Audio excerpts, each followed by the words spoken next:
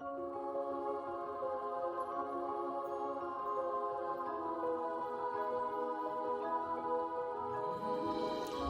and welcome to Disney Travel Tales, a podcast that allows you to immerse yourself in someone's recent Disney trip. I'm Jenny, and I'm so happy to be here with you talking about my favorite thing, Disney trips. Join us every Friday as we explore the parks or cruise ships with a new guest and learn inside tips and tricks to hopefully help make your vacation go a little smoother. Make sure to subscribe to the show wherever you are listening so you never miss a new episode. And I would love it if you left a positive review on Apple Podcast or Spotify. This is the easiest way to support the podcast. Another way to support the podcast is to use me as your travel agent at no cost to you. Email me at jenny@trolleylanetravel.com. Let me do all the hard planning while you sit back and count down the days to your vacation. Okay, so let's get going with today's show.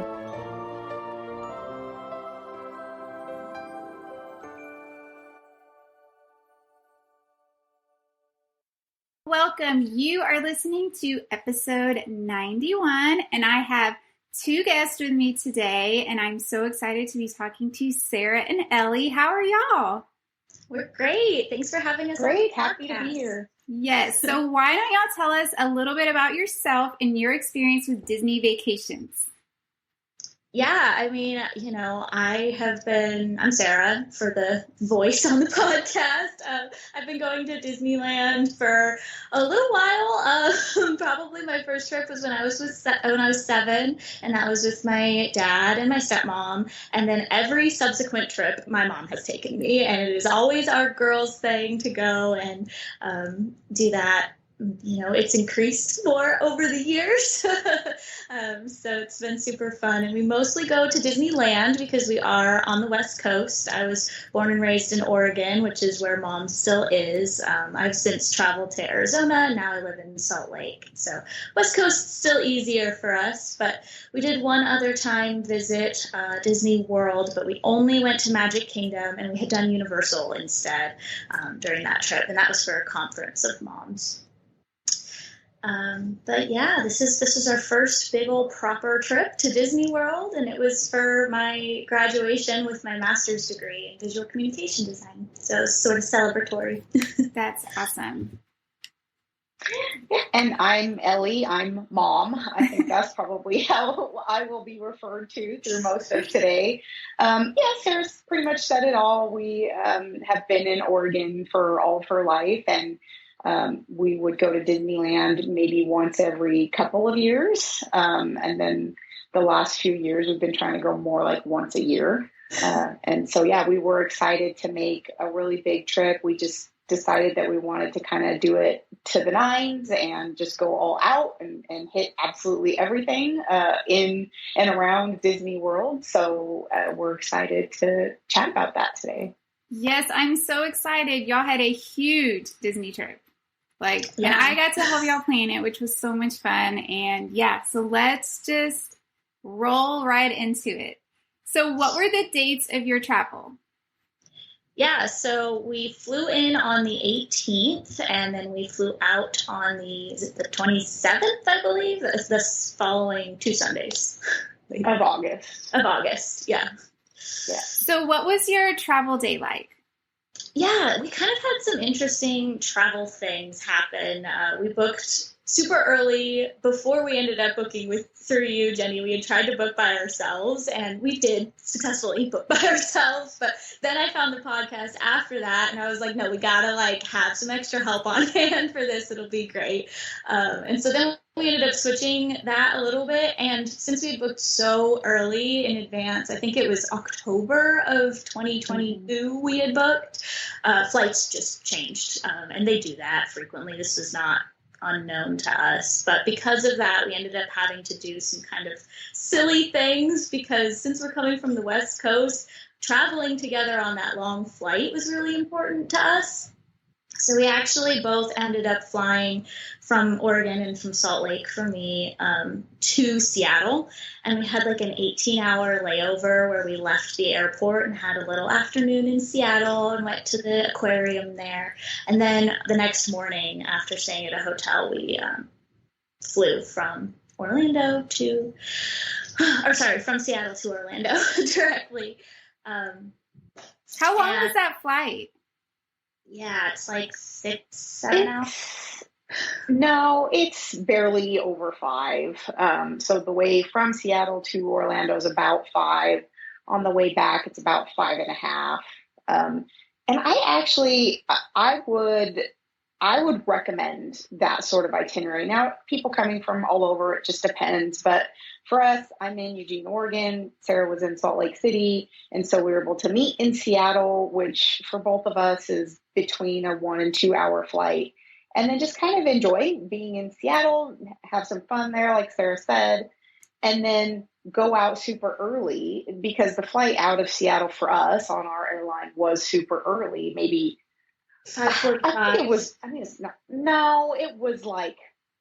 Well, that's when we got to the airport. So I think it left at 8. It wasn't leaving at 5, but if you're going to fly and if you want to do anything the day that you get there, like anything at all, not being exhausted from that extra 2 hours of flying in the morning, I think really helped. Mm-hmm, for sure. Yeah, we always fly. We love Alaska. They're our favorite. And so we just have to do that. And Alaska's major port of connections everywhere is through Seattle. And so that makes it really convenient for us too. Nice. I actually didn't know that. That's good to know. Yeah. And then we did end up deciding to fly first class because it was a special trip, one of our things to the nines, like Mom said, and we did get breakfast on the plane because of that, which was cool, so we got a little food there, and that was probably, I guess, maybe 10 a.m. our time that we probably were eating at, which, again, the time on the travel day, right, especially from the West Coast, it's like, what time is anything actually happening anymore? But, so that was good.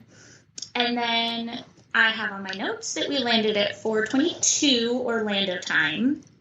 And then we had tried to do an Instacart order because everybody on the podcast always doing an Instacart order. And we landed and they had canceled the whole Instacart order. They did? We tried to order from Costco, I think it was, and they just said no. And so maybe somebody who got assigned to us didn't have a Costco membership or something. I really don't know. But we just landed and we were like, fine, we'll just go ourselves. We just wanted to have some water.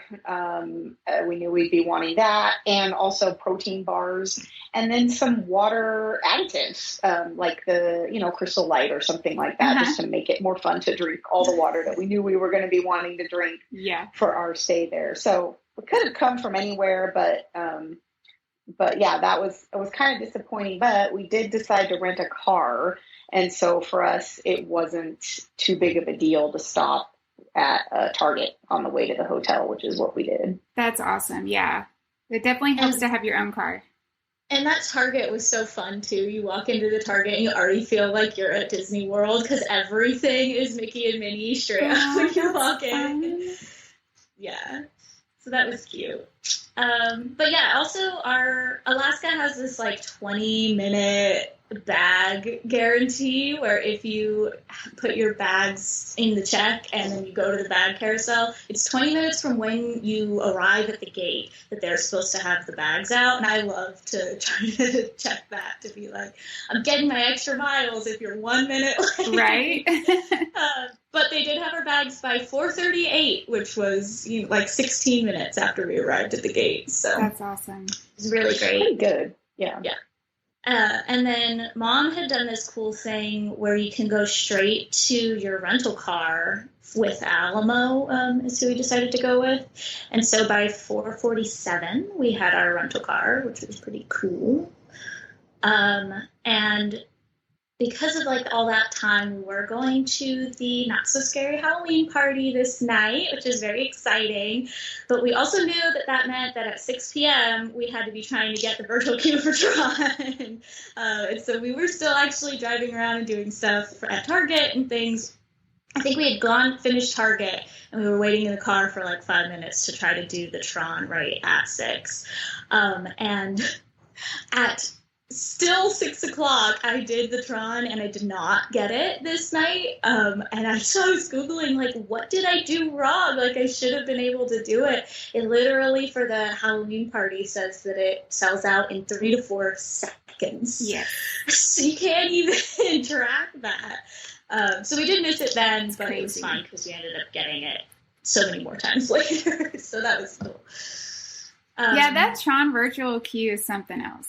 We've done a virtual queue before. We did Rise virtual queue several times in Disneyland when it was brand new and things, and we were still able to get it and get on the ride even if it was later in the day. It wasn't a problem. But because that party is only a couple hours, they have so many fewer available slots and things. And that was kind of funny too when we were just looking around at it. We didn't know like what number it would have even been. Like later we ended up doing some of the resort hours, and we were like, does it keep going from the last one that they sold during the day? Does it start over at 1 again? We didn't know. And so I feel like that should be more obvious somewhere. So then I see that we got to our room by 6:33, and we did go straight to the room, and Mom's phone for some reason wasn't working with the digital key, but my phone was, and so that was fine. We still got in. But then we went in there, and the room only had one king-size bed instead of the 2 queens that we had booked for, that Jenny had booked for us, and that we had, all double-checked and everything. And we did actually stop at the front desk before we went up, I guess, because we were asking to see if they could do us an upgrade, even though we'd already been assigned.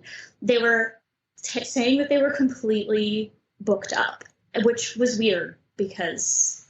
Why? Because it was August 18th. Yeah. I forgot to mention, we're staying at the Beach Club Resort specifically. But yeah, August 18th, just like random whatever day. So then we had to call down and say like, hey, like we didn't say, again that we asked for the upgrade, but we were just trying to get the room that we asked for at least, and it was not even that much. So maybe Mom could talk a little more about that since she was the one doing most of that coordinating. Yeah, and I'll even back up half a step and say that we were not aware prior to your involvement with us, Jenny, that your assistance with travel arrangements was an option. And so it was really cool that Sarah started listening to the podcast and found out about that, and that you were able to assist us with making these bookings, because you made some great recommendations. And we even changed around what hotels we were going to be at originally based off your recommendation. And we were really grateful for that, especially for us not really being familiar with the Disney World area and experience. And so people need to know that your assistance is available free of charge to them. And I think that was really invaluable. And just to have you as a resource. So when we got to the hotel and the room was not what we were expecting, it was frustrating because it was just one of those situations where it just was a wall at the front desk where they just say, I'm sorry, we're all full up. There's nothing we could do. And to me, I'm like, well, what do you mean there's nothing you could do? We reserved a specific room type. Why is somebody else having that room type and not us, right? That's always the question that you go through when your reservation of anything is not the way that you wanted it to be. And so when that happened and I just shot you out a quick email, because I thought for half a second, since I hadn't booked it, I was like, well, maybe I didn't know it was booked where it could be either a 1 king size bed or 2 beds. And maybe I just didn't know. I didn't want to be demanding of them of something that I didn't have a right to be, right? And so I was able to shoot you off an email, and you responded right away, which actually surprised me. And I was like, well, not because you wouldn't, but just because it was kind of later in the day. I mean, here it was, like Sarah said, 6:30, maybe 7:00 that night, local time. And you were compassionate and hopeful, but there's nothing that we could do. Ultimately, the hotel was just oversold, I guess, and just didn't have the room type that we wanted. And so they promised to get us moved over the next day. We were only staying there for, I think, 3 nights. Mm-hmm. And so to spend one night of 3 in a room that, you didn't want to be in, I thought was a little dumb. And already as you'll see through our travel journey, we were already moving hotels so many times. I didn't want to have to move again, but I also didn't want to share a bed with my daughter for the next 3 nights. Right. Not, when we did it, it was fine. It was okay, whatever. But, we're both grown adults and no need to share a bed. So they did work it out the next day, and the other room was totally fine. But that was just with having arrived and having the Instacart order canceled, and then arriving at the hotel and having the room not be what you expected. And I don't even remember, I don't think we took notes, but I don't even remember when we ended up being able to eat, because surely by then we were hungry. Right. And so I'm sure that played a whole part in it too. But yeah, it was a little bit of a frustrating experience. But when you're traveling across the country, you do kind of have to be flexible. You have to be malleable. You have to be able to kind of go with the flow and just realize that sometimes stuff like that just happens and it works out. And then by the end, you hardly even remember about it through all the good experiences that you've had through the rest of your trip. Yeah, I just want to say real quick, I was so surprised when you emailed me that, because these resorts have very few king-size beds. Like, they're almost like the golden, like when I have clients who are like, I want a king-size bed, I'm like, I'm going to do my best to get you that room. And then when y'all got it, and I was just so confused. And at that point, there was nothing I could do about it. But no. I did call to make sure y'all's next resort was going to have 2 beds. Yeah. I was like, I will make sure of that. But that was crazy. Like, I almost wonder if they were like working on rooms. And so, yeah. Yeah. So we had also put our luggage while we were dealing with seeing about the upgrade. There was, me and Mom were in 2 different spots. And so I had put the luggage with Bell Services. So we were waiting for the luggage. I was so scared from having her do a recent podcast. I'm like, I don't want to leave the luggage with Bell Services. But no. And so we had called when we got our room number, when we confirmed that it was our room number, to send it up there. When we got in the room, it still wasn't there, even though we had taken some time to get there. And then we were like, well, it doesn't really matter, because we wanted to try to change rooms anyway. But then it did matter, because we didn't change rooms. And so anyways, we really wanted to I really wanted to try to be at the Halloween party at 7, which is the official start time for that.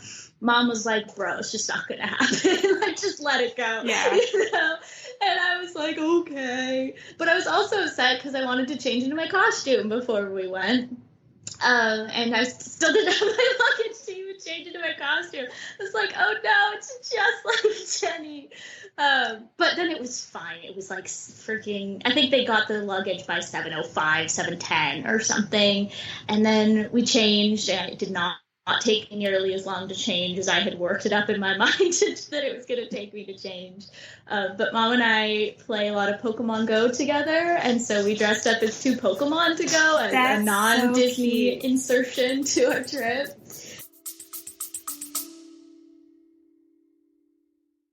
Hey parents, do your kids listen to podcasts? Do they like solving mysteries and flexing their imaginations? Mysteries at Riddleton Elementary is a new children's mystery podcast. Your kid can join Billy Bonanza and Susie Sockington on exciting and wacky adventures as they attempt to solve mysteries around their school. Mysteries at Riddleton Elementary is available now on all podcast platforms. So I love that. Me and my son play that too. That's so fun. Yeah, so I was a Litwick and Mom was a Roselia. Oh, So that's those so were cool. cute little costumes. I'm sure nobody understood what we were, but it made sense to us, so we were happy about it. That's awesome. And then we spent a little bit of time after getting dressed trying to decide how we were going to get to Magic Kingdom. The one other time that we had been, Mom remembered we took the ferry, and we found out later that was because we had Ubered or some such to there. And if you Uber, you have to take the ferry across the way to get to the Magic Kingdom entrance. But since we were not Ubering this time, we decided to do the other terrifying podcast thing, which was the buses. Yes, the buses. I'm so traumatized from the buses. I'm so sorry for you, Jenny, because the entire trip we had amazing bus luck. We were never waiting more than 5 minutes. It was so quick. It was truly, totally fine. That's wonderful. So I am terribly sorry for you, but it worked out pretty well for us every time. I've just come to the conclusion I have the worst bus luck. It happens every time. Sorry. Yeah. I was surprised because Sarah told me that you're not a fan or it hasn't really worked out of buses. And we just hopped on, every single time, whether it was going to a park or coming back from a park, we hopped right on. I mean, we maybe waited 5 minutes and Sarah said it was awesome. We were the only ones on the bus when we first got on. It did make one other stop, and I think we got a couple other people that way. But the rest of the time, there was like 4 of us on the bus to go to Magic Kingdom. And of course, the Magic Kingdom closed at 6 or something like that for all the regular park guests. And so the normal mass exodus from the park happened before we even tried to go there by an hour or more. Yeah. It was very calm and very not busy. We ended up walking straight through security and straight through to scan our fingerprints. Disneyland, which Jenny might remember this because you're just there, but they do different security stuff than Disney World does. And so that was kind of different and cool, I think, for us to experience. At Disneyland, you always have to have your phone ticket or the physical ticket card, but you still sometimes do the fingerprint thing that Disney World does. But with Disney World, of course, you have your Magic Band, which we were pretty unfamiliar with as a concept. And so we walked up and we were like trying to preface, like, it's our first time in the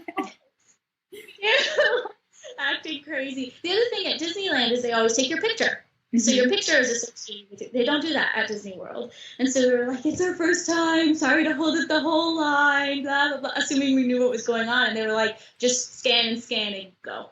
Yeah. So that was kind of fun. And after we realized that, I thought maybe that was just for the party. And so I still did it again the next day when we went to a park. But after that, I was like, oh, they just don't care here about that. And that and has it all hooked up, which makes me wonder why Disneyland doesn't want to do the Magic Band, because it seems great. And it's so much faster. Like, that was what I noticed at Disneyland. When everyone's doing their phones, it takes so much longer. And Mom was glad, too, because it saved so much phone battery to be able to have a Magic Band and not have to, open it up all the time. True, yeah.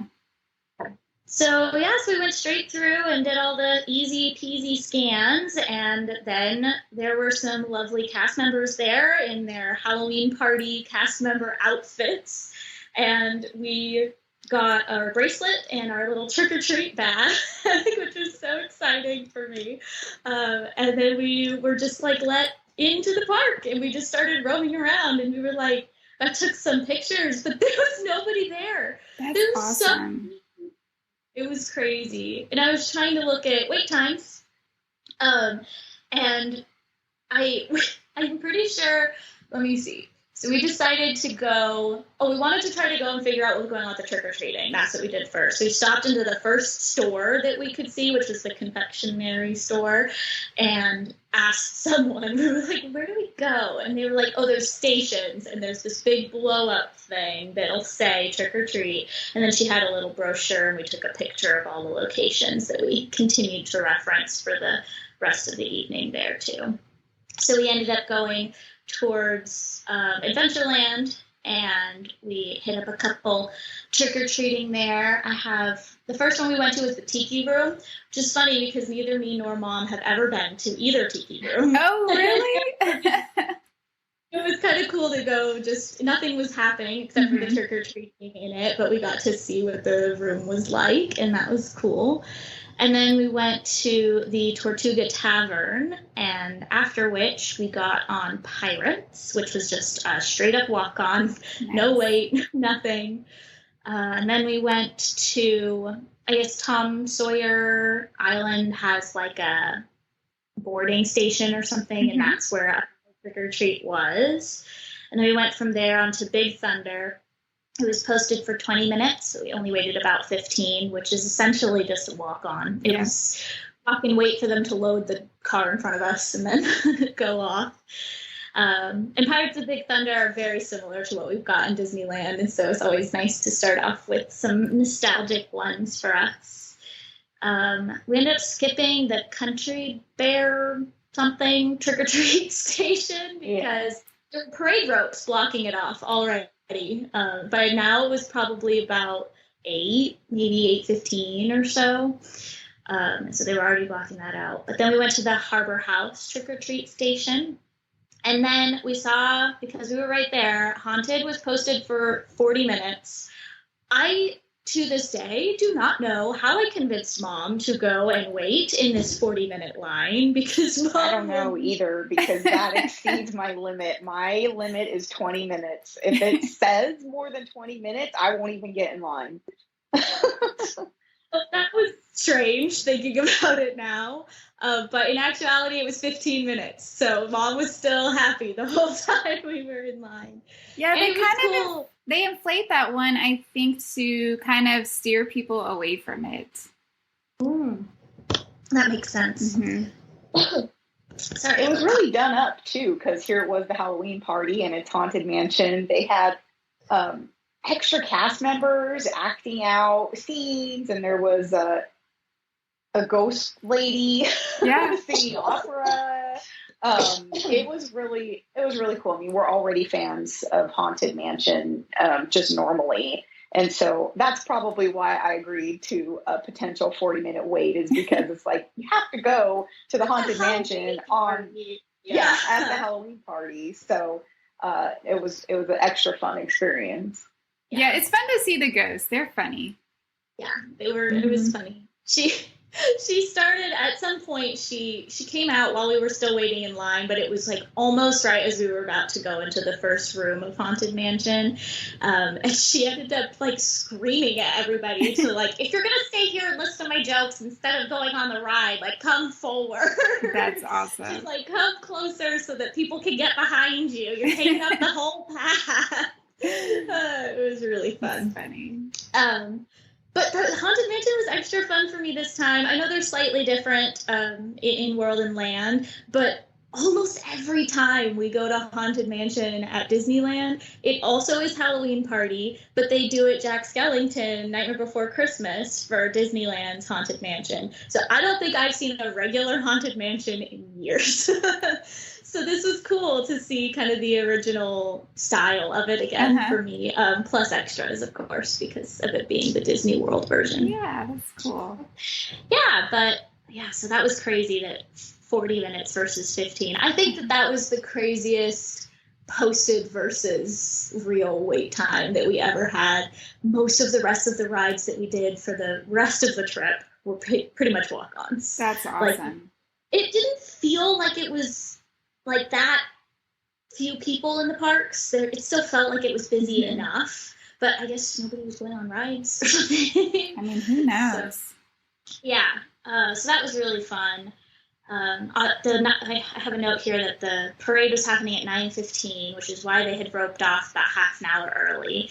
But we skipped the parade because we're just not parade people. Sorry, Jenny. I know you said you loved that parade. I do. It's my favorite parade.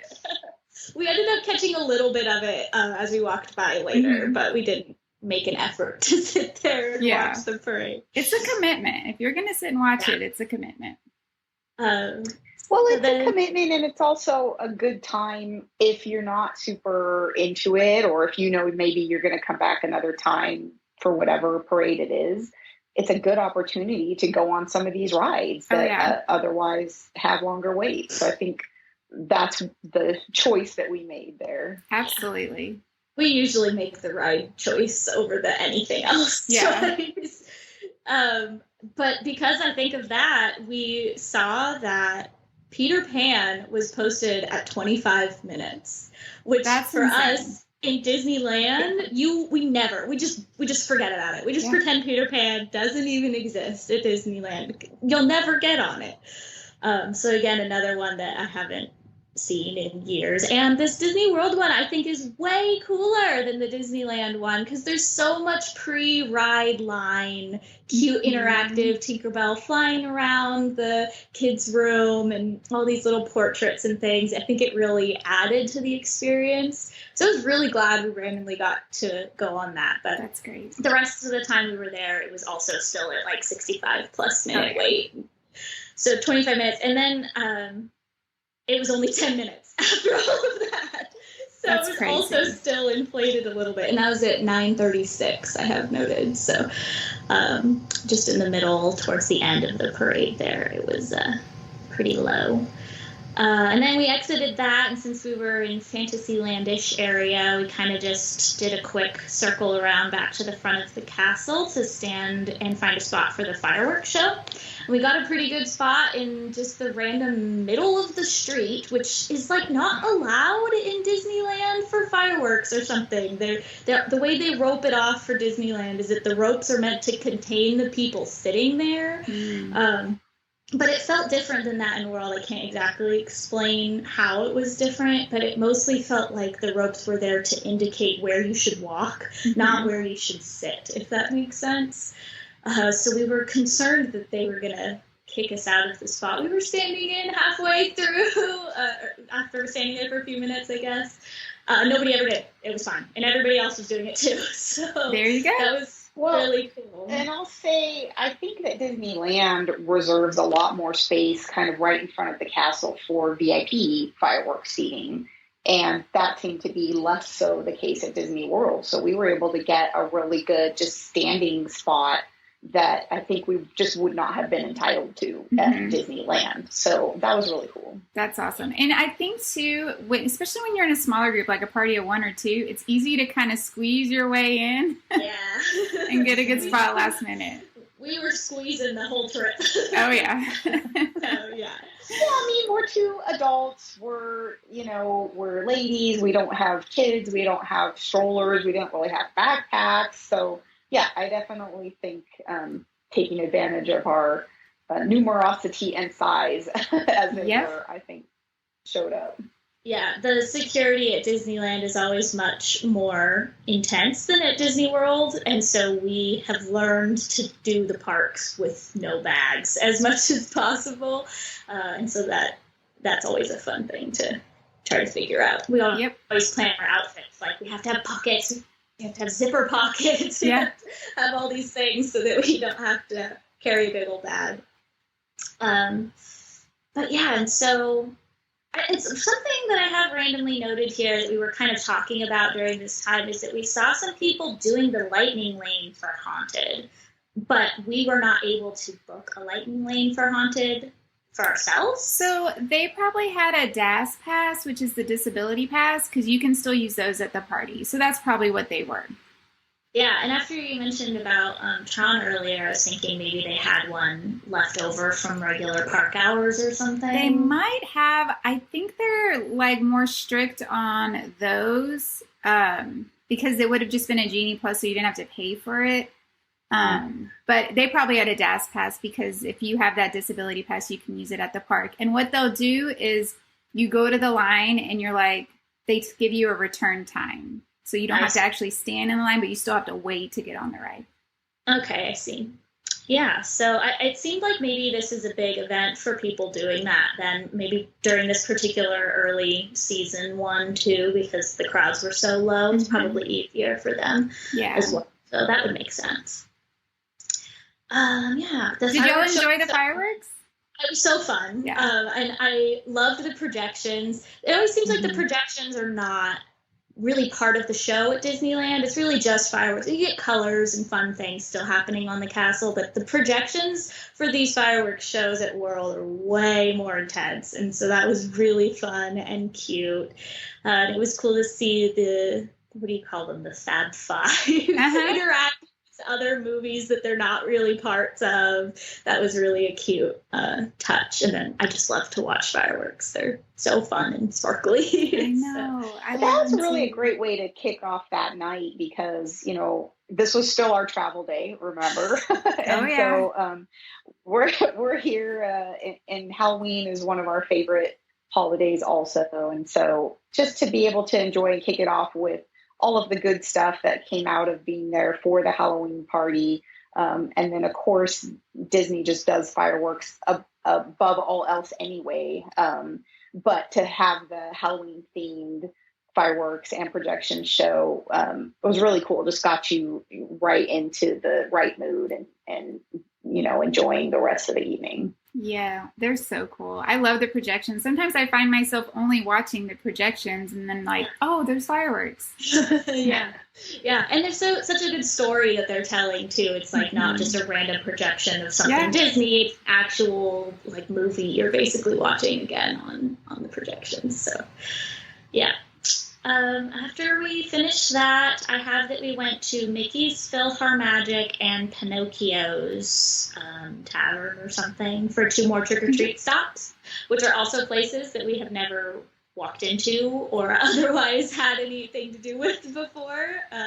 Which is probably why they're stops on the trick-or-treat, right? They're they're not rides, but they're still attractions. I don't know, experiences, that we just kind of being older in all of our trips and not often having as much downtime, haven't always experienced some of those. So it was kind of a cool chance to see inside some of the attractions that we've never seen before. For sure. And by the time we finished those 2, we guesstimated that our trick-or-treat bags were about 6 inches by 9 inches or so, maybe like 4 inches deep of like an opening. Our bags were so full of candy that we could not anymore go to any more trick-or-treat stops. And I think that was maybe half of the trick-or-treat stops that we went to. So I don't know if other people were like emptying the bags into their stroller or something and then having an empty bag to keep going. But we were like, we are already not even going to eat half this much candy. Right. So we called it quits on the trick-or-treating from there. But then we went to see about Space Mountain because we love Space Mountain, and it was down. And that was sad. And it was down for the entire rest of the Halloween party. I don't know if it had been down before or not because we just checked in on it at this time. But so instead we went on People Mover, which we had not been on before. And when we went on People Mover, it goes through Space Mountain, and we saw Space Mountain with the lights on. You from did? People Mover. Yeah, Oh I have my a really gosh. cool little 15-second clip of so going cool. around space with the lights on in there. So I've always wanted that to happen to me. yeah, it was really cool. You know, I think it would have been terrifying if you were on space and or like just at the bottom of space and the lights turned on. But being on People Mover, you're like, oh, I'm in my own self-contained thing, and then we're just going along. And I remember we went in there and the voiceover said, you know, like, and here we are at Space Mountain or whatever it says. And we were like, what? There's I thought we were going to see like some stars or like some Space Without anything. And then we were like, but wait, Space Mountain's dead. So maybe it's just like, no. But the voiceover happened a few seconds before we actually got there. And so by the time we actually got there, we were looking around for a minute being like, hold on. This is space with the lights on. That's crazy. That was really, really cool. That's so fun. Yeah. And then what did we do? Oh, we decided after that was pretty much all that we felt like we were doing. It was getting later and we were tired from our travel day. So we decided to hop in the shop because I really wanted a specific jersey. And when we walked in, I hadn't seen anybody else, around the park wearing the jersey that I wanted. I'd seen people wearing this orange one with the blue and pink and yellow Mickey pumpkins on it. And Mom was interested in that one potentially. But I hadn't seen anybody wearing the specific not so scary Halloween party jersey with the purple spider webs on the bottom half and the green letters on the back. And so I was scared that it was secretly not there or something. I was like, where is it going to be? Am I going to have to go hunt for it? And we walked into the main shop. I'm not sure what it's called, but the one that's like 20 stores down there. Yeah, I think it's just called the Emporium. Yeah, that's it. Mm-hmm. And so we walked in closer to the Casey's entrance and just started walking down. And as we walked in, I was like looking around for it, but there wasn't clothes at that entrance. And we stopped because Mom was looking at something on a rack somewhere unrelated. And I just turned my head to the side, and there was an extra small jersey just sitting right there. The one that I wanted, just randomly out of place. Totally out of place one. And I was like, Mom, it's right here.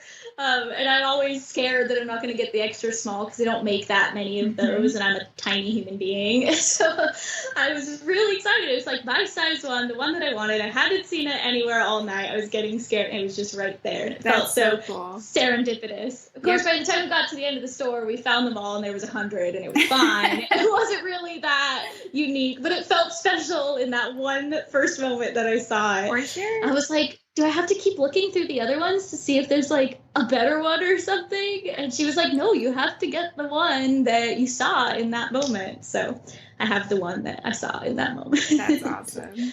Yeah. I forgot to mention after that, I guess. Oh, I didn't forget. That was just the next thing that happened.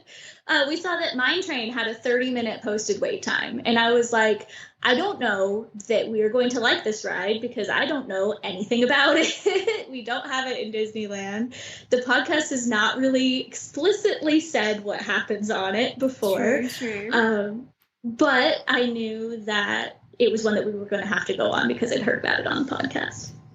And 30 minutes, again, still somehow managing to convince Mom to go on something over 20-minute wait time. But I was like, we have to. I don't know if we'll get on it again. We hadn't quite thought about what we were going to Lightning Lane versus Genie Plus and anything for the rest of the trip yet. We were kind of just doing what was available to us for this party at this moment.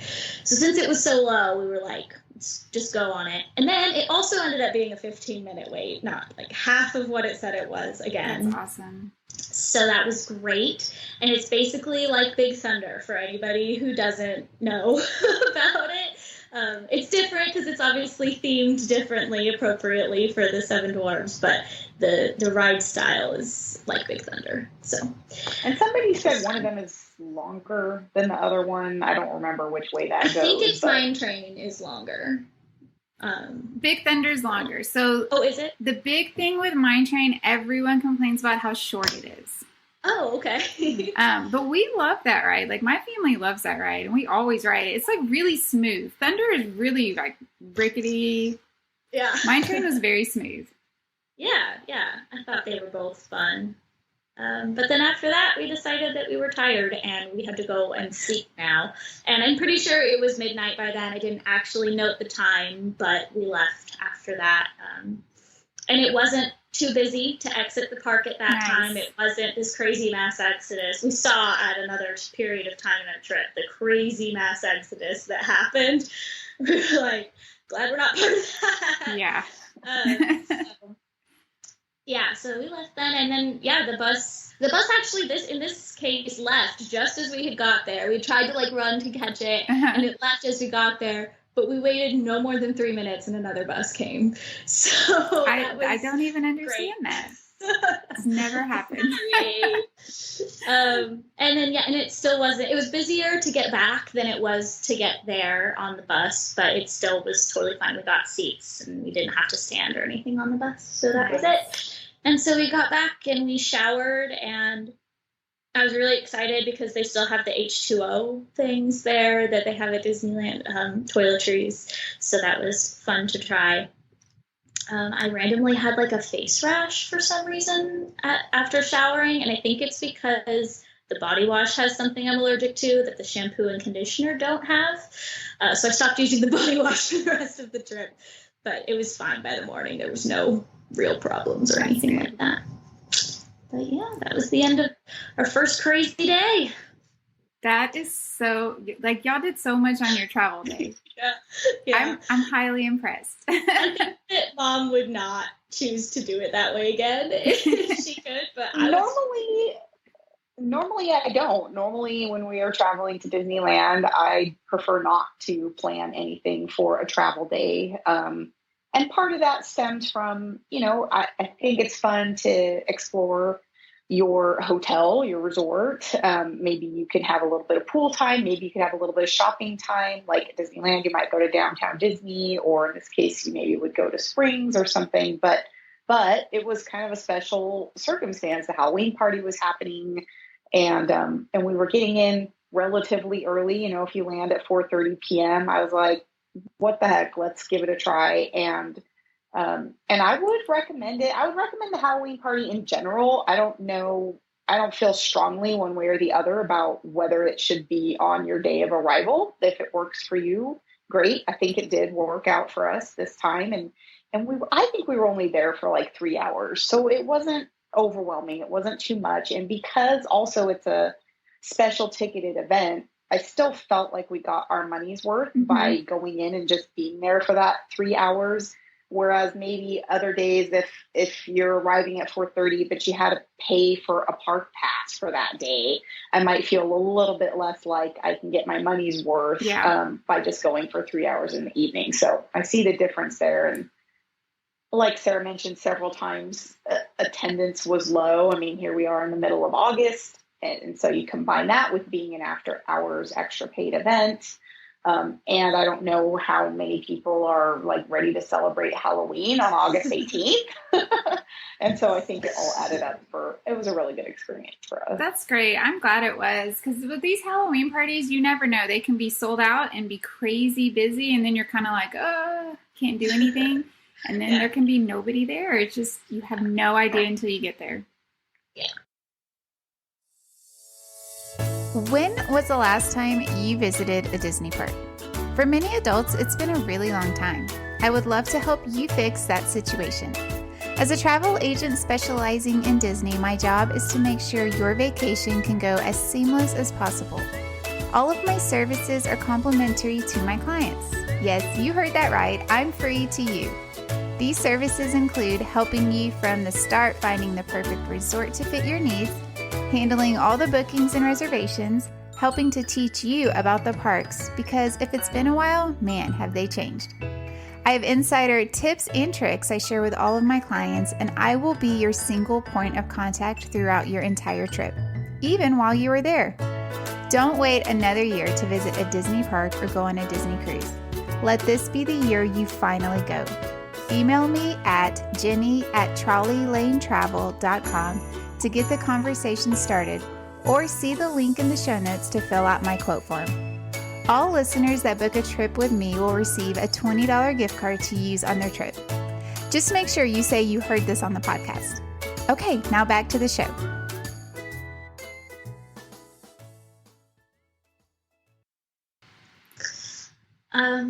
So then we slept hard because of our excessive day, and then woke up for our first real park day at 7 a.m. to get the genie and everything else going. We ended up getting group 54 for Guardians, which is pretty good, not crazy. And it told us that was going to be roughly 1 p.m. throughout the rest of the day. That increasingly got sooner and sooner, and it was 11:30 by the time we actually did that. So that was funny to see that time move. And then we also got a Remy for 11:05, which of course caused me a little anxiety by the time we were like on Remy, and it was like, but our Guardians is ready now. But it was totally. I have no problem stacking times with Lightning lanes and Genie Plus and all that, because I know, you get in your line, it's maybe 15 minutes, you do the ride, say that's even 5 minutes, you're 20 minutes, you get an hour window. Mm-hmm. And even if you have to walk all the way across the park, which we did a lot of, you still have plenty of time to get both, even if they're the exact same time frame. So I never mind doing that. Mm-hmm. I like doing it too because it just helps you maximize your time. And even if you're a little bit late, they usually always let you on. That's good to know. Yeah, we read somewhere that you could scan in up to 5 minutes early and up to 15 minutes past your scheduled time. I think we did both of those on this trip and had no problem. We didn't push it any further than that, but that definitely at least was true. Yeah. I mean, ultimately, the cast members want everyone to be happy. Mm-hmm. They don't want you to leave Disney all mad because then you won't come back. And that's not like the hill to die on about, something that somebody's asking you to do. Yeah. So, right. But then, so we went to Epcot. Epcot doesn't open until 9 in the morning. And so we, for some reason that I can't quite understand, except for that maybe we knew Epcot was full of food, we did not eat breakfast. So we just went and we decided to walk in along the lake there, the back kind of entrance, because it's right there. It takes you like 5 minutes to go walk. It's like a 10-minute walk from the hotel, and this sort of back entrance or whatever is like a much more friendly entrance than the main entrance. So that I thought was a huge benefit of the location of Beach Club and just of, finding out about that access kind of by accident. Also, walking this way caused us a little bit of mental confusion about transport for the rest of the trip, where we couldn't tell what things were transporting there, and it's only the Skyliner. That's the only thing that happens back there. But we thought that was also to Epcot, and that we thought that was also where the monorail was. And so later in the trip, several days later in the trip, we tried to take the monorail, and the monorail was not there, and we were upset. So it died. So we walked past here, saw this Skyliner. We didn't end up getting to ride the Skyliner while we were there. It seems like it's really only helpful if you're at one of the resorts that it specifically goes to. If you're just trying to kind of park hop with it, that's not helpful. It doesn't go to Magic Kingdom. I was hoping we could take it from Epcot to Hollywood Studios. But you have to go through Caribbean Beach or whatever it is to get there, and that's way out of the way. So we didn't end up doing that. Yeah, it definitely doesn't save time. It's more like me and my son would do it when we needed just a longer break between parks. We would take it so we could just sit for longer. Yeah, that's fair. It doesn't save time. No. I would like to do that if we went back, just because we didn't get to, and I was like, that's kind of a unique experience. It's a nice ride, and they open the windows, and so the breeze comes through, and so it's not hot. It's a nice ride. They should extend it. Make it go to Magic Kingdom from Epcot. Yes, or Animal Kingdom, because that only has buses. Animal Kingdom. Holy cow. Yeah. So we ended up going in that way. Again, I tried to fumble around, be like, it's our first time. We don't know what we're doing. And they were like, it's fine. Just put your finger in the scanner.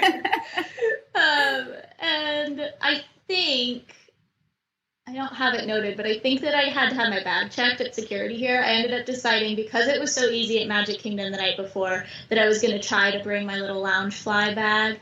And I had my water bottle in it, which of course was a Hydro Flask and Vesely metal, and they are very upset about that. And so I had to have my bag checked then. But it was fine, we found out later, because nothing at Epcot actually opens until 11, even though the park opens at 9, as far as food goes.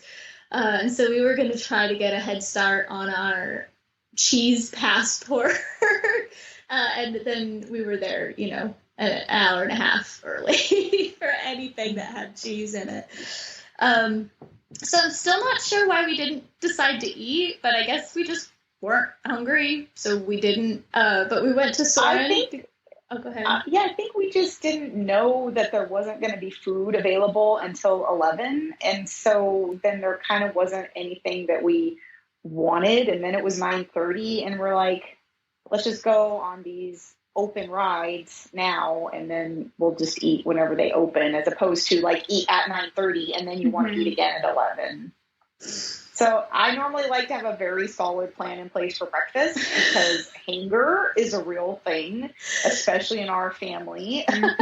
And so I don't think anything bad came of it that I can recall at this particular instance. But I would recommend, even though Epcot opens at 9, you really can't get real food until 11.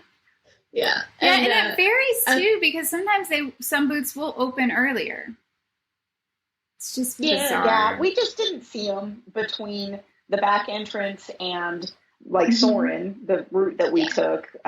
There's just not that much going on there, and there wasn't any food. It was like Canada and Germany and Australia, I think, were like pretty much the only ones that we saw. So those ones at least were not open then. But yeah, we went to Soarin', and it said it was a 10-minute wait. It was secretly just a walk-on. But then also we went to Living with the Land, which at no point during this trip was the Living with the Land wait time anything like what it actually was. It was only ever a walk-on. Yeah. It was only ever wind yourself through their tiny little line, which is not that long, and just hop on the boat.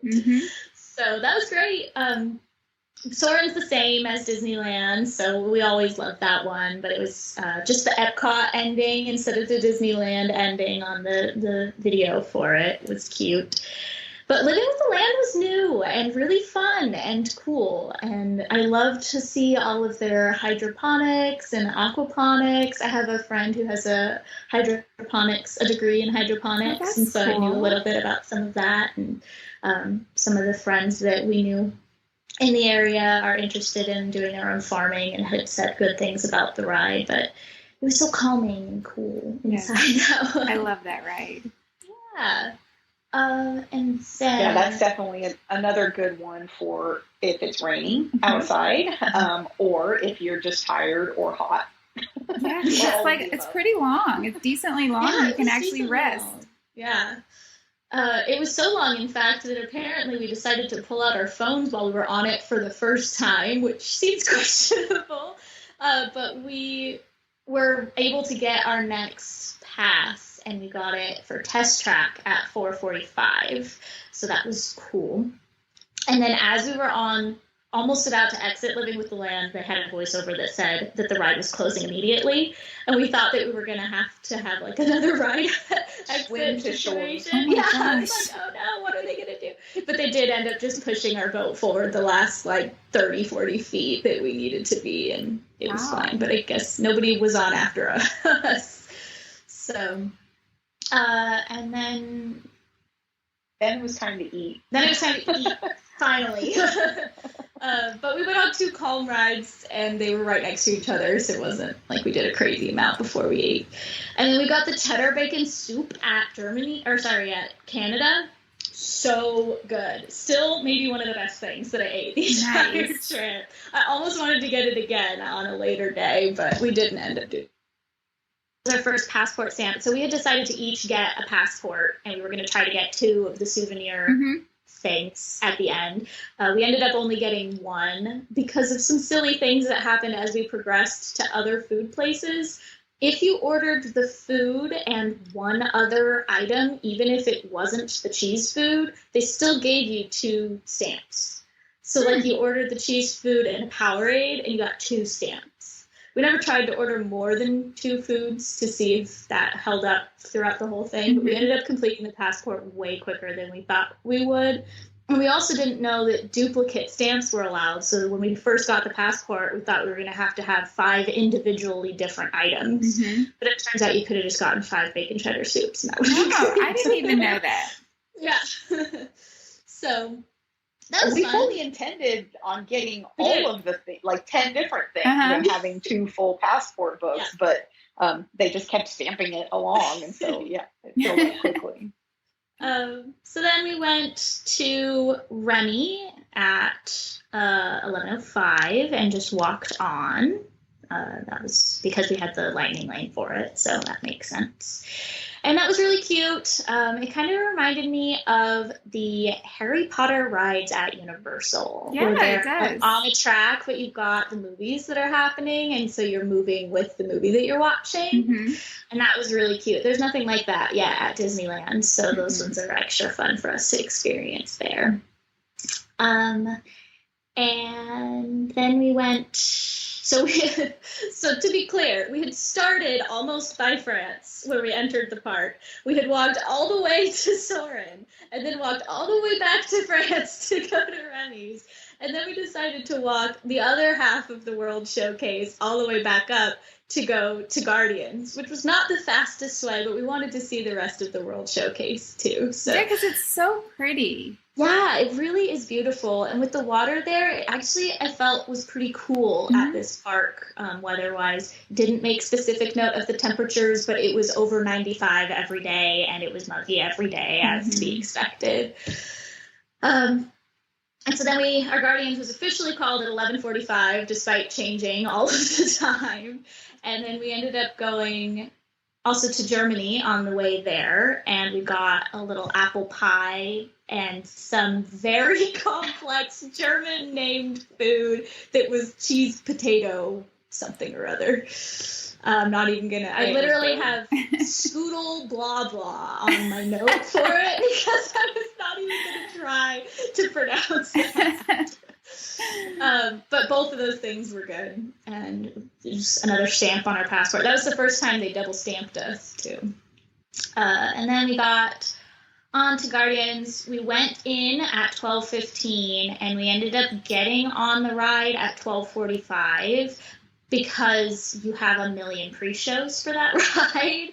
And so even though it sounds like that was a 30-minute wait from our virtual queue, it didn't super feel like a 30-minute wait. It felt maybe like a 20-minute wait because we went through both pre-shows pretty quickly, but then we ended up waiting in the inside line for a little bit more time. And then we were in that area, so we decided to go to Mission Space. Before y'all go into that, did y'all like Guardians?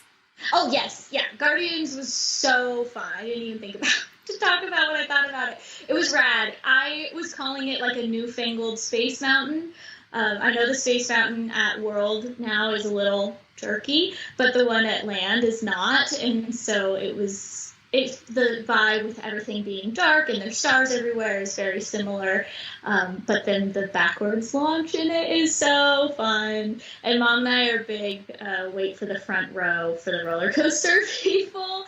And so we're actually in the back when that happens, but the rest of the ride, you're still in the front. So we saw some people waiting for the back of the ride because they wanted to be the ones at the front of this video before that part.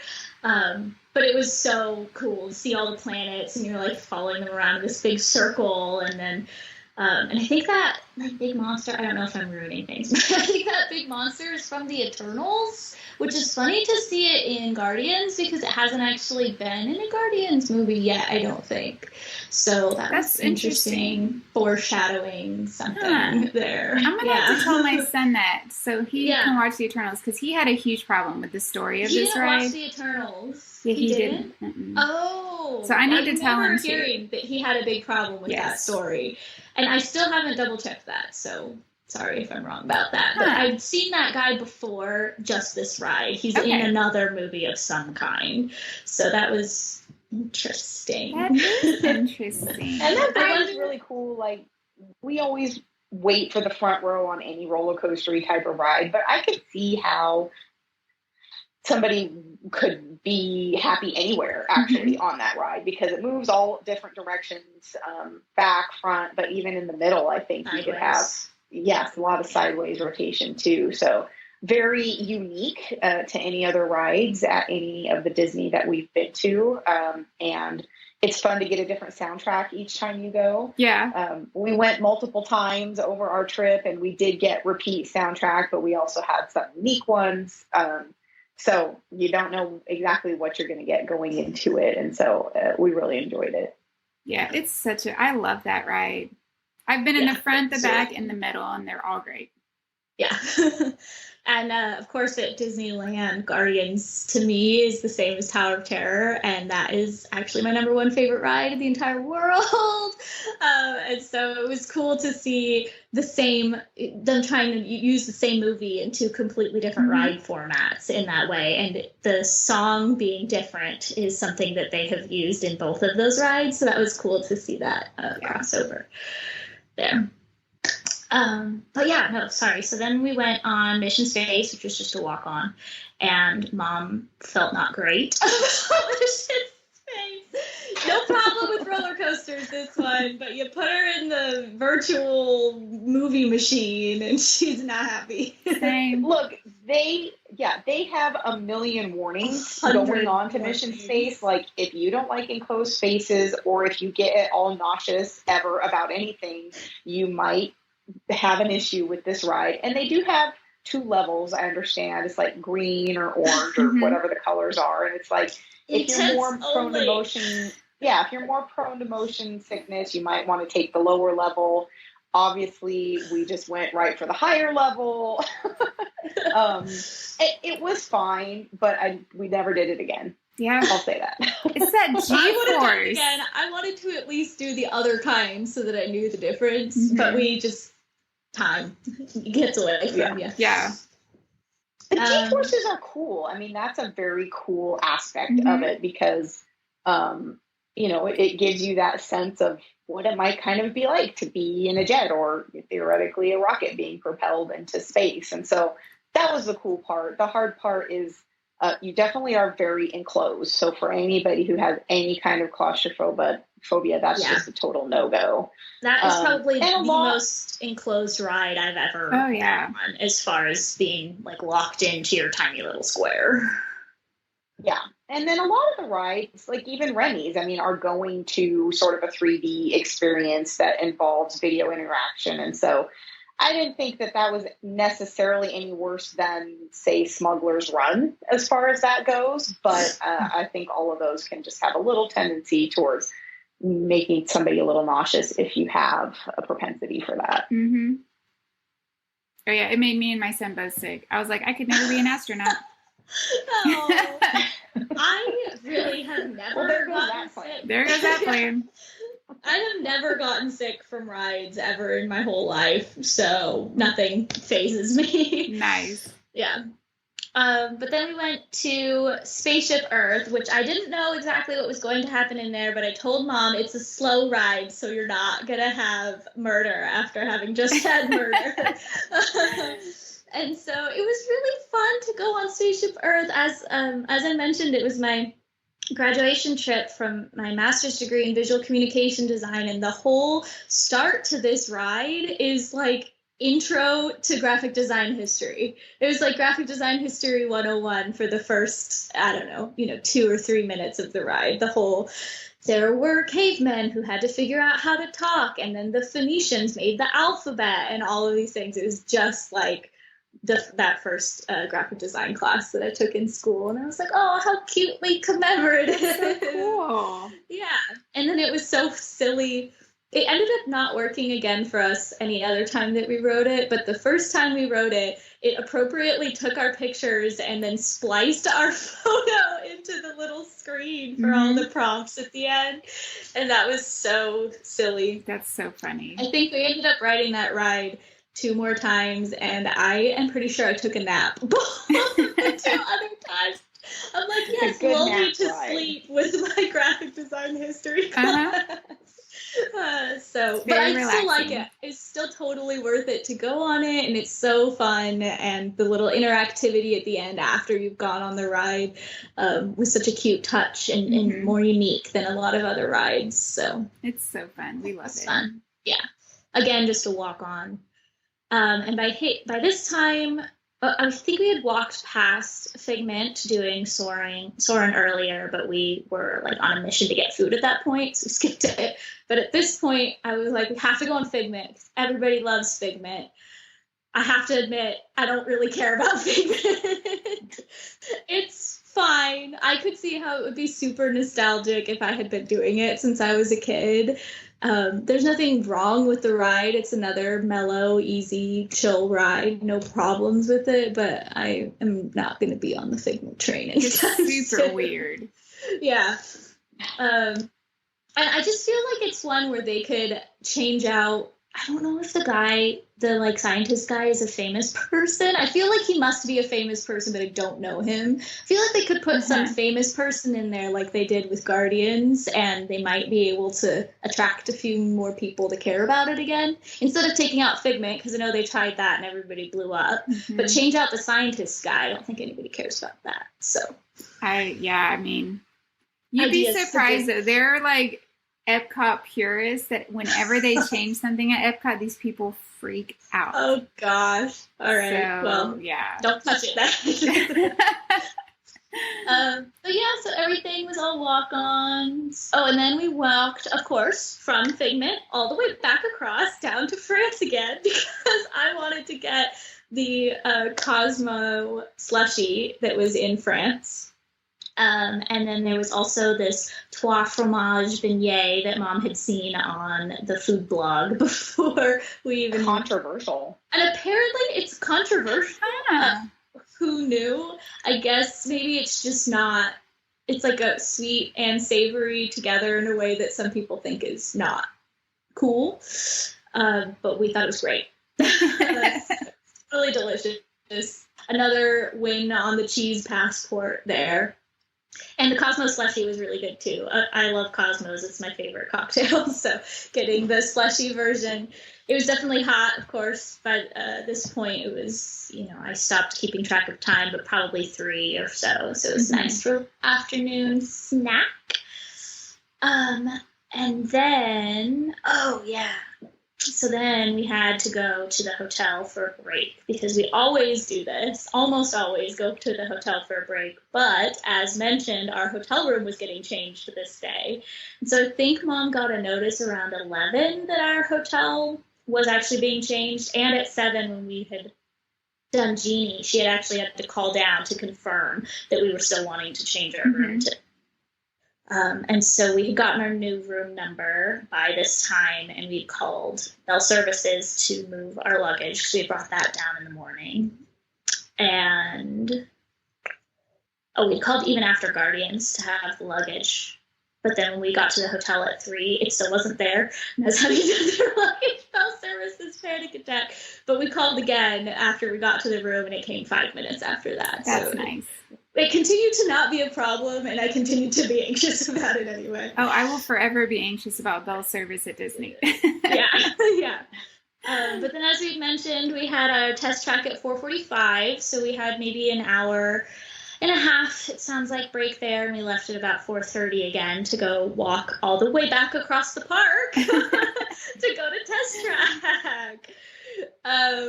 And then we did test track, and that was really fun. That's another one that is, you get your little car that you get to make, and therefore is a little more interactive than really any of the other rides at Disneyland. Kind of in that same way that Spaceship Earth is, though. So that's kind of interesting to see.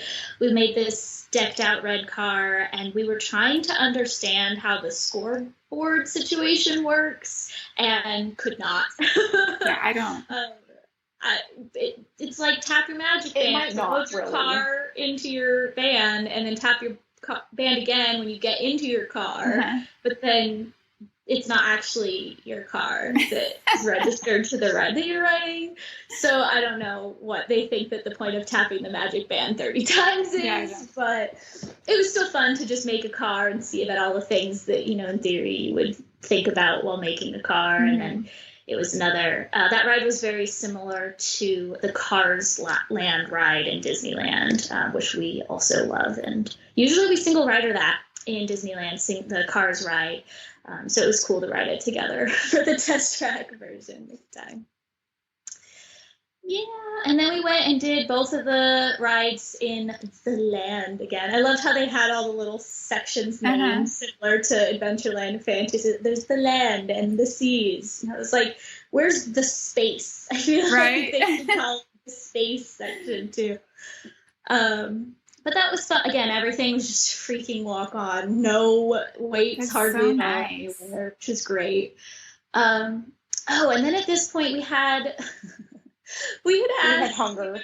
Jenny so many reservations for food. And I'm sure you were like, these people are never going to make all of these food reservations. But again, Mom says she really likes to have a plan for the food, because otherwise you're screwed if you don't, and you get hangry and then you're trying to figure out what's worse. So we got a Space 220 reservation from you, and it was for like 8:15, which originally we were planning to meet some friends this day, and some plans changed, so we didn't, and 8:15 became very late for us.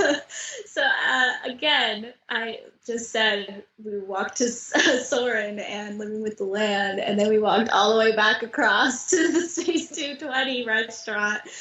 We're like, let's just ask. To just ask if they would just let us in early, literally an hour and 15 minutes early, but we figured we could ask. And they were like, again, we're this tiny little group of 2. We don't take up a bunch of space. We're not a huge family asking you to rearrange your tables early.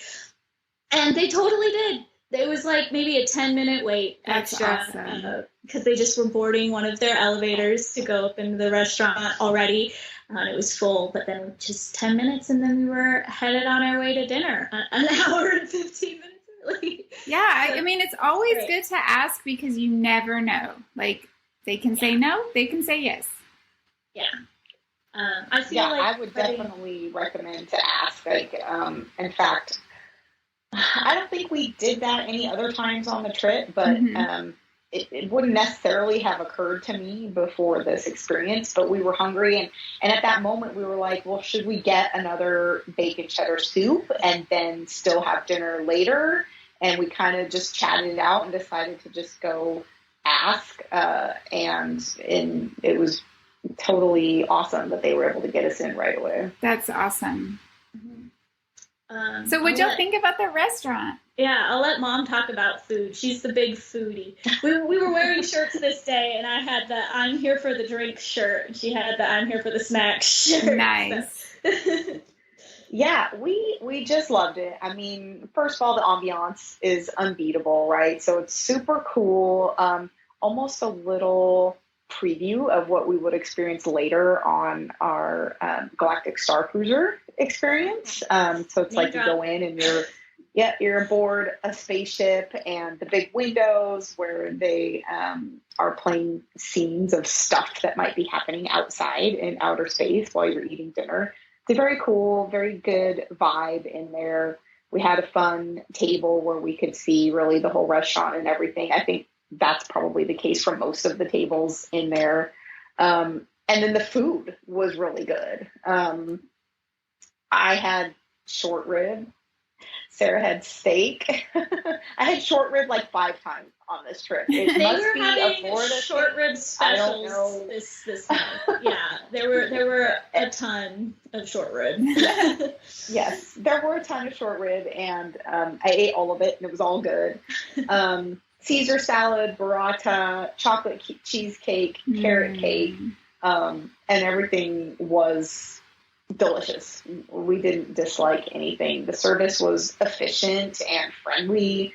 The food was good. The environment was good. So overall, that was a top-notch experience we would definitely do again. That's awesome. They do it like a proper 3-course meal, and so you're always committing to some time when you know that you're making that kind of a reservation. We were still only there for like 45 minutes. Oh, that's not bad. We're pretty quick eaters too. I mean, again, just like these 2 little people. Yeah. Just really hungry. So, yeah. Yeah, but that's awesome. I'm glad y'all enjoyed it. Did we pretty much call it quits after? Yeah, I think so, because we had such a long day before, and this was a proper, 11-hour day. So with a break of an hour and a half in the middle there. And so, yeah, I think we just kind of had done and seen everything that we wanted to, some stuff even twice that day already. So we just kind of called it early that night. Yeah, I, in retrospect, really should have tried to go on Frozen then. And we'd also forgotten about the Mexico ride at that time as well. But Mom was never, ever, ever going to wait in line for the Frozen ride, and we continued to never really get a lightning lane for it. For some other reasons we'll get into later, we didn't end up ever going on that ride, and that's the one thing that I wish that I would like to do again if we were back in Epcot again, because I do love Frozen as much as the next person. So, yeah. But then we walked all the way back across the park and went back into our new room, which did have 2 beds and was totally fine. Everything's great.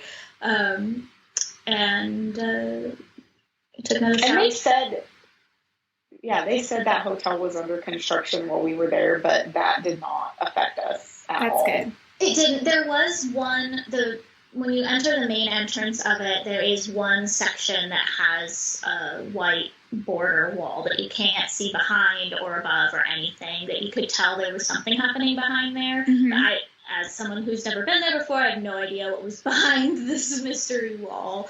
But it wasn't ever loud, and there was no anything weird going on. We even had a note on our first room bed that said there might be construction things happening outside, so you might hear that during 9 to 5, which of course we're never there right, because you're at the park. But it was nice of them to say, but we never even saw it, even walking around or coming back into and from for breaks or anything like that. So yeah, Disney's really good about kind of hiding construction. I mean, of course it has to be done and things have to be updated, but they're pretty good about it.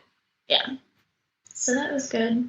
I think Mom just has one little note here that on her first day, she was just crazy amazed at how many people in the pavilions were actually from the country of whatever pavilion that they were working in. Like the people in France from France. Yeah.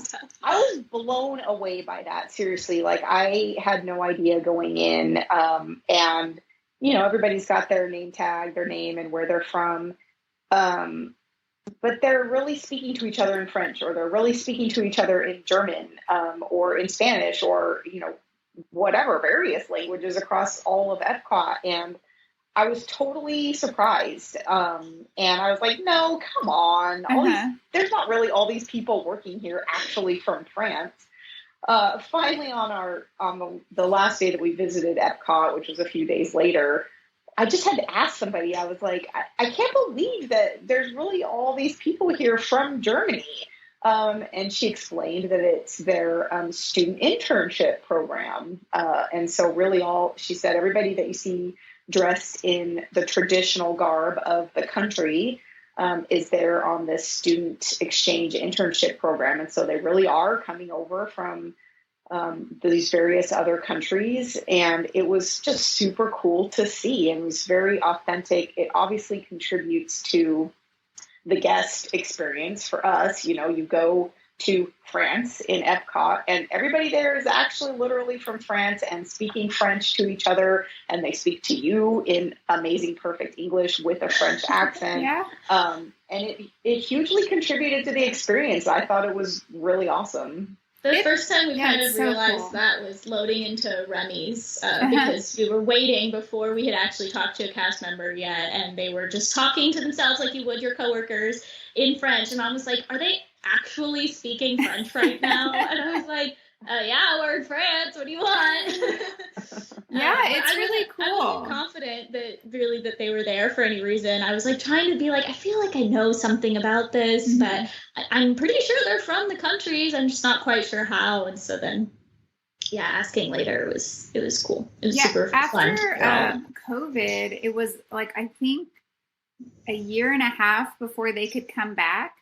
And so it was just regular Americans. Regular. And we visited Epcot, and it was different because we had been before when we heard, you know, the original or the people from the countries, and they have little stations for kids where kids can go to these stations and talk to someone from that country and ask them questions. And I remember when my kids were younger, they thought that was so cool. Like they were just amazed that I really remember Italy. Like they were so amazed that someone from Italy was in Florida. That's how I felt. I was honestly, but before we asked, I honestly thought it was was just going to be, you know, because people come from all over to go to anywhere to come to America. You can get a visa to work, you know, anything. And Disney would easily be able to sponsor visas and things like that. So I was like, well, maybe they just wanted to come to America and see, you know, Florida's an interesting choice, but go ahead. Right. So yeah, it was really cool to see all that conglomeration of culture there throughout the entire time. It's a great touch. Yeah. Well, then on to our third day, we did a little hop-in this day because we had a Cinderella's Royal Table breakfast reservation for 8:05, 8:15, and this was special because the early entry for resort guests was happening, and that lets you in at 8, I think, and Magic Kingdom opens at 8:30. But because we had this reservation, we were trying to get in there a little early, and I can't remember exactly what time. It says we took the bus. Oh, it must have been. The reservation was for 9:05. Yeah. Sorry. And so then we arrived at 8:30, which was the extra hours. But there was still nothing happening there. Which, by the way, we took a bus again to get there, and it was fine. Got on the bus at 8:15 and was there by 8:30, no problems. Fantastic. So we didn't have Tron. We hadn't done Tron yet. We hadn't done Tron yet, right? And I don't think we did it this day either, because we were concerned. We did. So well, I guess we must have done that. The first thing.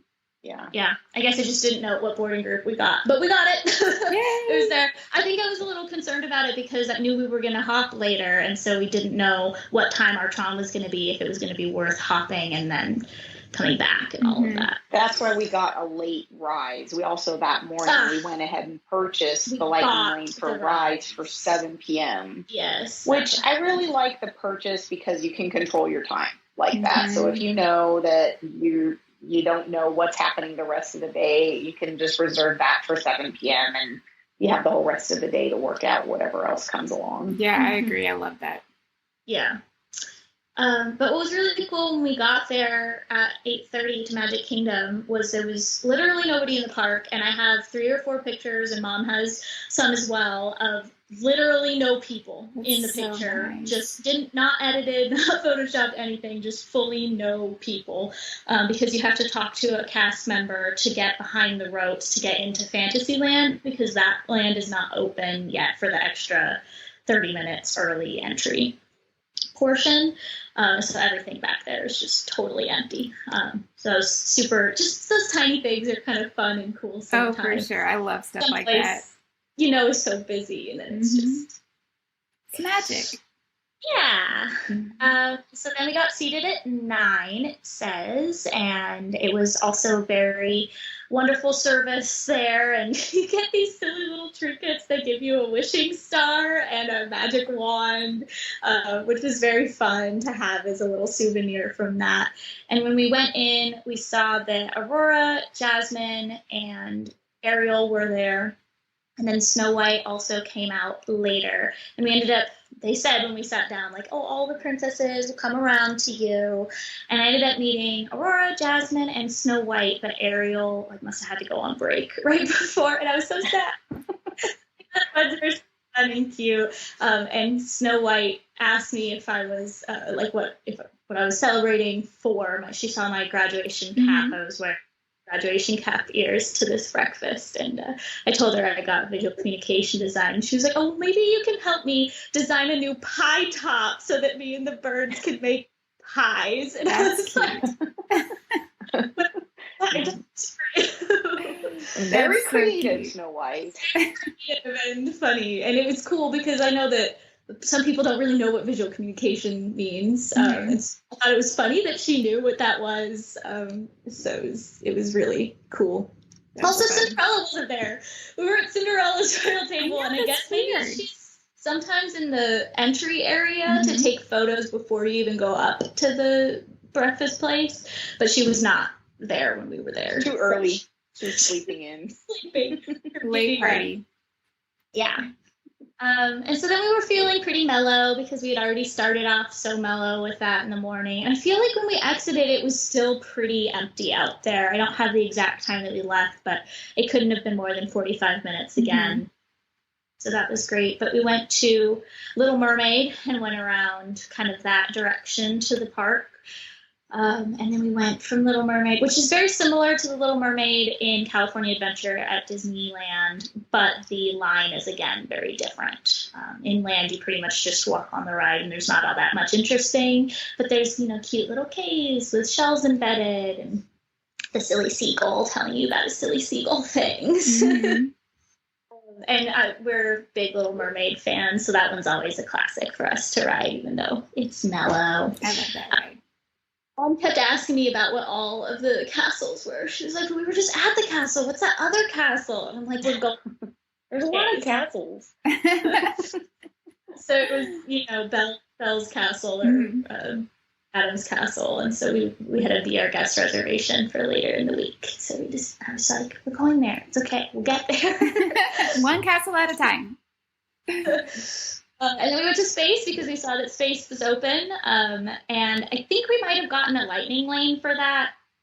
And so it was just a walk on for that again. And then we did some pin shopping because there was pin traders near there. I don't know if it was called pin traders. They all sometimes have silly names. But Mom and I had two very specific things that we were looking for that we ended up not being able to find for the entire time that we were there. At any of the pin traders. Huh. So, 101 Dalmatians and Finding Nemo / Dory just don't exist in the parks right now. Interesting. Yeah, there's a little bit of Finding Nemo stuff, but there was one. That's crazy. It was like the 100 silver one with just Nemo on it, not any of the other characters. And Mom was hoping to find a Dory specific thing. And so it's so random. Just kept looking for that throughout the trip, but this is the first time that we had been to the store to properly try to look. And then we went to ride Haunted, and we must have gotten lightning lane for that also because we just walked on. Once we finished our Space lightning lane, every time we finished a lightning lane, we were walking to the front of the ride, getting the next lightning lane. Yeah. And so, and all of the lightning lanes felt like they were very close in time for most of the parks while we were there. It wasn't like it was a lightning lane for 4 hours later. It was like 15 minutes from when you were trying to book it. So that was nice. We got Genie Plus every single day, if we didn't mention that already. So we were just lightning laning everything. It's really so worth it. Like, it just makes your trip a little bit smoother. Yeah, some of the individual purchasable lightning lanes are a little more expensive than even the ones you can get, on top of Genie Plus. But again, like Mom said, if you're a little tight on time or you just have some specific needs about your time, being able to pick the time, I think, kind of offsets the reason for that extra cost. Yeah. So, yeah. Plus, I'm just flat out not willing to wait in line. Yeah. So I am willing to spend a few bucks, every day to just make our experience, make our time valuable. Our time is valuable, and so it makes our time a little bit more efficient. Yeah, you just kind of have to weigh what's more important to you. And convenience is always more important to me as well. So we went on Haunted. I don't remember. I think we must have gone shopping at the Haunted shop this day, but if I have the note later, whatever, we'll talk about it now.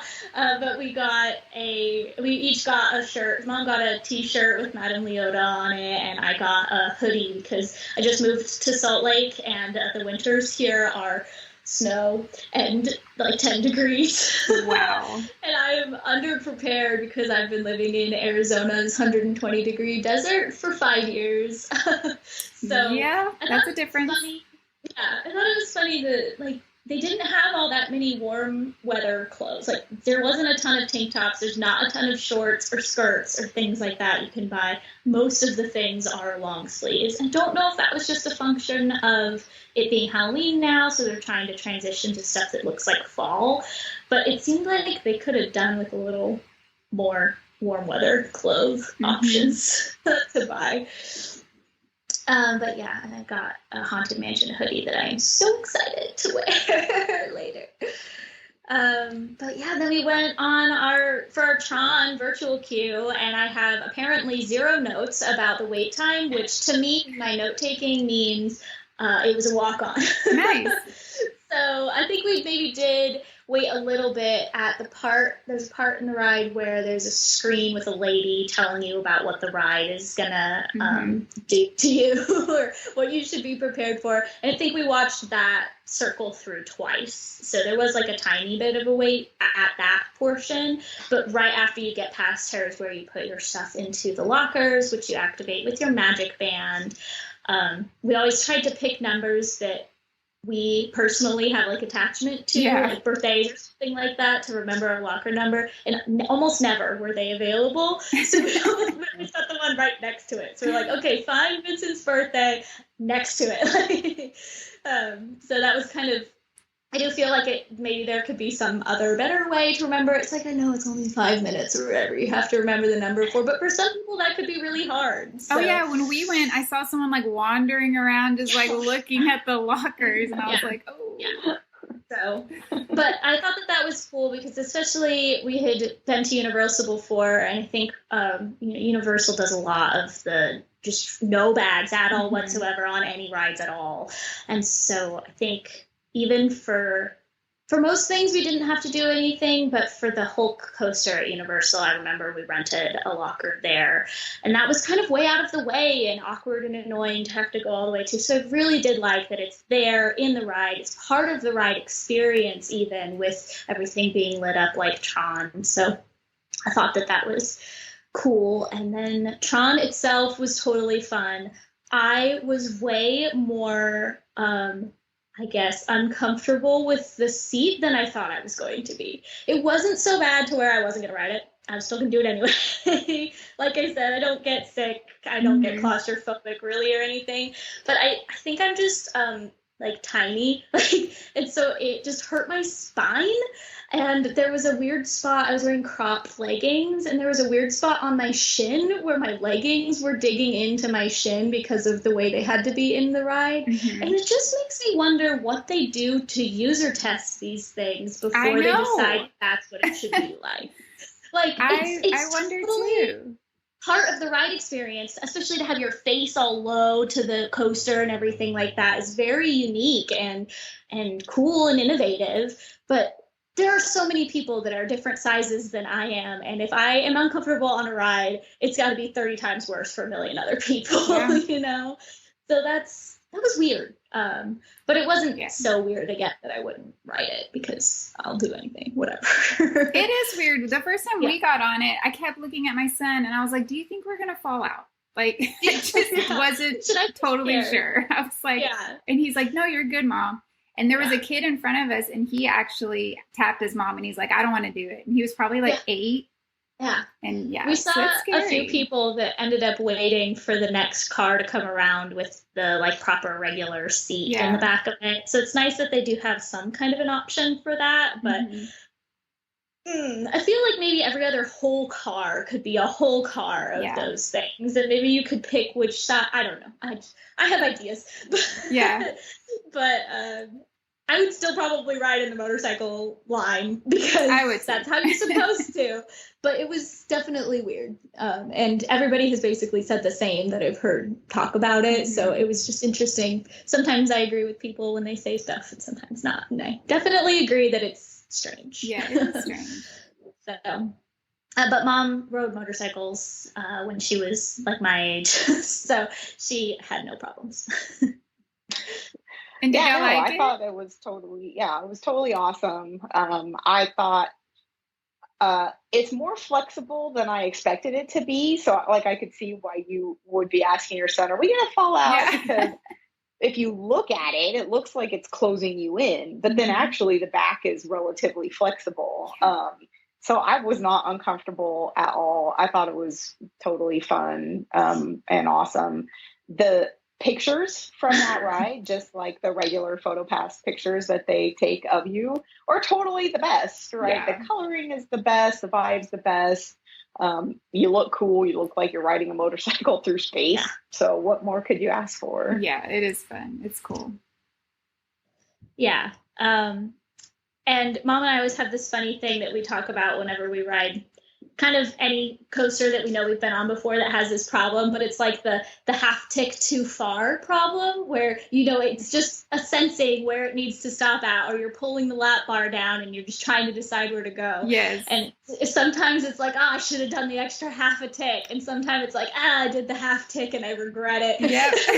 And so I think I just kind of feel like, since I didn't get to choose on this ride really how far that came down, that I needed the half tick less, and I couldn't get the half tick less that I needed. So, but yeah, it was super fun, and it's so cool that you can feel when you're about to go outside, because you just feel the hot Orlando air in your face as you're about to, you know, go through the whole outside, and then the freezing cold. Both this ride and Guardians are like the first kind of new roller coasters I've ridden in years now. Mm-hmm. And they were literally making me cry, not because of being excited, but because of wind in my eyes, forcing the liquid out of my eyes. So that was just random fun sensory experiences that you don't think that you're necessarily going to have. But I was like, I'm crying getting off this ride because it was so fast and fun. Yeah. You have to keep your eyes open so you can experience everything and soak it all in. So that one was really cool. And I will say, we bought the Lightning Lane for that one, and we saw the virtual queue lined up outside at Tron. And it was all super hot, middle of the day, and the virtual queue line was not covered. And I just observed it, and I said, I thought, oh my gosh, that looks truly miserable. And this is a virtual queue, right? So it's the only other way to go. You're either going to buy the Lightning Lane or you're going to wait in the virtual queue. And on that day, the first day, I just thought, I'm not willing to do that, what the virtual queue is, because it was quite long. And it was totally outside in the super hot sun. And so I was glad that for our first experience, that we did purchase the Lightning Lane, and that also kind of helped inform how we experienced Tron again on future days. Yeah. Yeah, I remember now that you've mentioned that what happened was we got like a super late, I think we got boarding group like 1:30 or something in the morning for the virtual queue, and we weren't sure if that was going to align with our plans, and so then we decided to also buy the actual paid Lightning Lane for it. And since we got to pick the time for that, we picked a time that worked better for us, knowing that we might not actually get to go to our virtual queue. And then Mom was like, yeah, I'm not waiting in that virtual queue line. And so we we didn't, you can't like get out of the virtual queue, or I guess maybe you could, but we just left it and just didn't look at it again for the rest of the day after that. Disney space. Yeah. And then after that, for some reason, we decided to walk all the way across the park and go to Pirates. I think just the line was probably walk-onable again. And then I've been looking for a graduation kind of present piece of jewelry. I got a ring for my undergrad, and I wanted something similar vibes for my master's degree as well. And so we went to the jewelry shop and the crystal shop on Main Street after Pirates. Again, walking halfway across the park, not really sure what's wrong with us, but it's fine.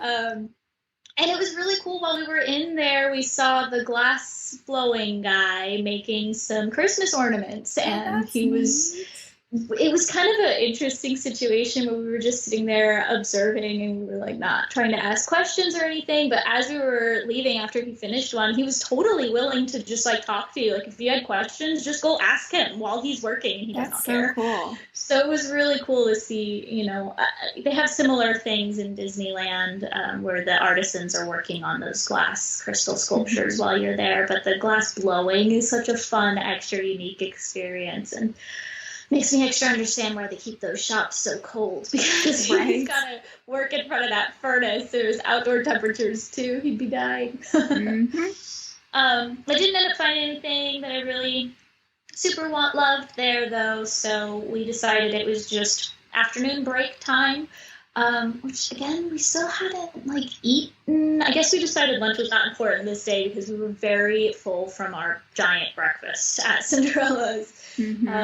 And so we just got to the bus. Oh, this was the longest, I think, bus wait we had. We got to the bus stop at 1:04, and at 1:11, the bus arrived 6 minutes later. Oh, that's terrible. Yeah. Awful. Ruined our whole day. Yeah, that's definitely a day ruiner. So then we got there, and then we ended up deciding to go to Hollywood Studios for this evening, which I'm glad that we did. We ended up doing a lot of specifically the Star Wars area of Hollywood Studios things later, but I was not sure if we wanted to prioritize going to Hollywood Studios this evening because of how much time we were scheduled to have there, but I'm definitely glad that we did because we really didn't leave the Star Wars area of Hollywood Studios later. So we got to do all the other things this evening. But we decided to walk from Beach Club to Hollywood Studios, which was a 23-minute walk. So it's not the fastest ever walk, but it was cute to walk along the lake. We only did that because we didn't know that there was a boat. We found the boat on the way home. Yeah. I would have took the boat rather than walking if I had known about it. One time, Mom and I were in Hawaii, and she got a little boat sick on the boat. And so now every time there's a boat possibility, I make fun of her that she's going to be sick on the boat. But she says it only happens on the open ocean and not on the lakes and the man-made stuff like that. That's not wavy, and it's just very flat and normal currents and things. Yeah, there's a big difference. Yeah. I think that I somewhere in the back of my head knew that there was a boat, but we also didn't see it right when we exited. Like it hadn't arrived. Yeah, we would have had to wait for it, and so it wasn't at the front of our thoughts. Well, in taking the boat to Hollywood Studios, if I'm thinking correct, it'll pick you up and you'll go to Boardwalk, Epcot, and then, so it's like a really long ride. Yeah, and then when it drops you off, it's actually overshooting the entrance of Hollywood Studios is where the dock is. So, yeah, so we walked. It was fine. No problems. And we did my favorite thing in the whole world that Mom and I came up with a few years ago at Disneyland, which is that she gets us the Genie Plus Lightning Lane for both of us to go on Tower of Terror, and then in this instance, I steal her magic band and I go through the by myself. Hey, that's a good move. It's my favorite because she will not go, and she doesn't mind to have an extra break or go and look at something or whatever, and she knows that it's my favorite. And actually a very nice shady spot sort of featured there in Sarah's background. A totally good waiting area for non-ride goers there. Yeah. So it's my favorite, and I haven't been on the regular Tower of Terror in years because they changed it to Guardians at Disneyland. It continues to be pretty much the same exact ride as the Guardians in Disneyland, but obviously the theme is different. I also remember a little bit when I was younger being a tiny bit scared of waiting in the line before going on the ride because the cast members used to be really serious about it being essentially a haunted mansion, and I was terrified. And so I was a little scared going back in. I was like, oh no, they're going to be creepy and I'm not going to like it. I'm obviously significantly older now than I was then. And they don't do that anymore. Everything is fine. And they are a little ominous with some of their phrasing about, everything, but they're not scary or anything like that like they used to be. So that was fun. But it was, again, cool to see the Twilight Zone intro instead of the Guardians intro, and all the cobwebs and books I'm a big book nerd too, so that one's a fun theme for me to experience as well. I had loved the outside waiting portion of the line, like just the set quality to it all was so extra cool. They have a little bit of that at Disneyland too, outside for Guardians, but it still wasn't quite as intense as it was there in Orlando, so that was fun. But the lady at the front had to remind me, which I guess kind of remind how to just tell that you have to double scan when you lightning lane your magic band for that one. So I tried to just scan my mom's magic band to get in and then just go, but I would have needed it again. So she was like, you need that back. You have to do it again. So that was kind of her to tell me that up front. Yeah, that was. She saw what I was doing, and she was like, I got you. I'll help you out. And I was like, thanks. And then we ended up doing that again on a different day when we came back as well. And so it was good to know that. That's a great move. I'm going to have to do that because most of the people in my family do not like drop rides. Oh, yeah. I love it. And it's kind of silly to go twice in a row. You sort of like to break it up, but if that's what you're dealing with and it's not a problem for people to just wait or go on something else, maybe like 2 of your kids can go on a ride by themselves while you do this by yourself or something. It's totally fine. And it feels always fun to me because you see the same cast members when you go twice in a row, right? So you wouldn't see this. And I was like, do you remember me that I was here 30 seconds ago? Do you question what I'm doing? But nobody ever says anything. Mm-hmm. And it's always fun to do it. Also, as a single rider, even though they don't have a single rider line at Tower of Terror, they very frequently will call for a single rider and skip like 30, 40 people in a line so that you can just go ahead and get on right away. Mm-hmm. So it's always just a walk on. Even though that one's got one of the longer post-scan-in lines, it always seems so fast to me. That was cool. One of the times I went on it, there was some lady in our picture who's like, Mom thought this was very funny. She saw the picture after the fact. She's like cradling her son's head because he was having such an unhappy time on the ride. And I'm pretty sure I'm behind them with like the rock on hands. That's what I always do. That's so funny. So that's like how Mom feels. Oh, but Mom has this funny story that happened to her when she went to the bathroom while I was in the ride with like some little girl she encountered. Yeah, I mean, it's hardly even worth telling. No, but, it's good. It's a good funny story. I don't even remember why we started talking, but we're washing our hands. This little girl, she must have been like 8 years old or something like that. And I guess I overheard her talking to her mom about how much she hated the Tower of Terror ride. And I chimed in with something like, yeah, I'm never going on that ride again either. And she was just super articulate for being, very young. And, she was just like, yeah, my sister really didn't like it either, but she just went on the rock and roller coaster. And she really didn't like that one either. And it made her cry. And I was like, well, I'm going on that one next because we had our Genie Plus for that one next. And it was just funny because here we are agreeing in the bathroom, washing our hands, that neither one of us is ever going to go on the Tower of Terror again. With an 8-year-old. Well, I'm on the ride actively. Yeah. Yeah. That's great. The one other random thing about the Tower of Terror that I think is cool is that when you're exiting the Tower of Terror ride, there's like a little inside the elevators before you exit the ride. There's a little set of some fun hotel gear that you're like in this service elevator, and it's like service elevator stuff. And there's nothing like that. And the whole track before you get to the part where you're actually doing the drops with some Twilight Zone themed things, that stuff doesn't exist at the Disneyland Guardians version. So it's kind of cool to get these like extra pieces that I didn't know were there. So, yeah. And then while I was in there, Mom got me a giant blue donut and another cocktail of some kind. I think it was just like sort of vaguely margarita-y. And those were fun and cute. And that was a really good donut for some reason. Those are good donuts. Was that just at Joffrey's, Mom? Or was that at like the place across the way?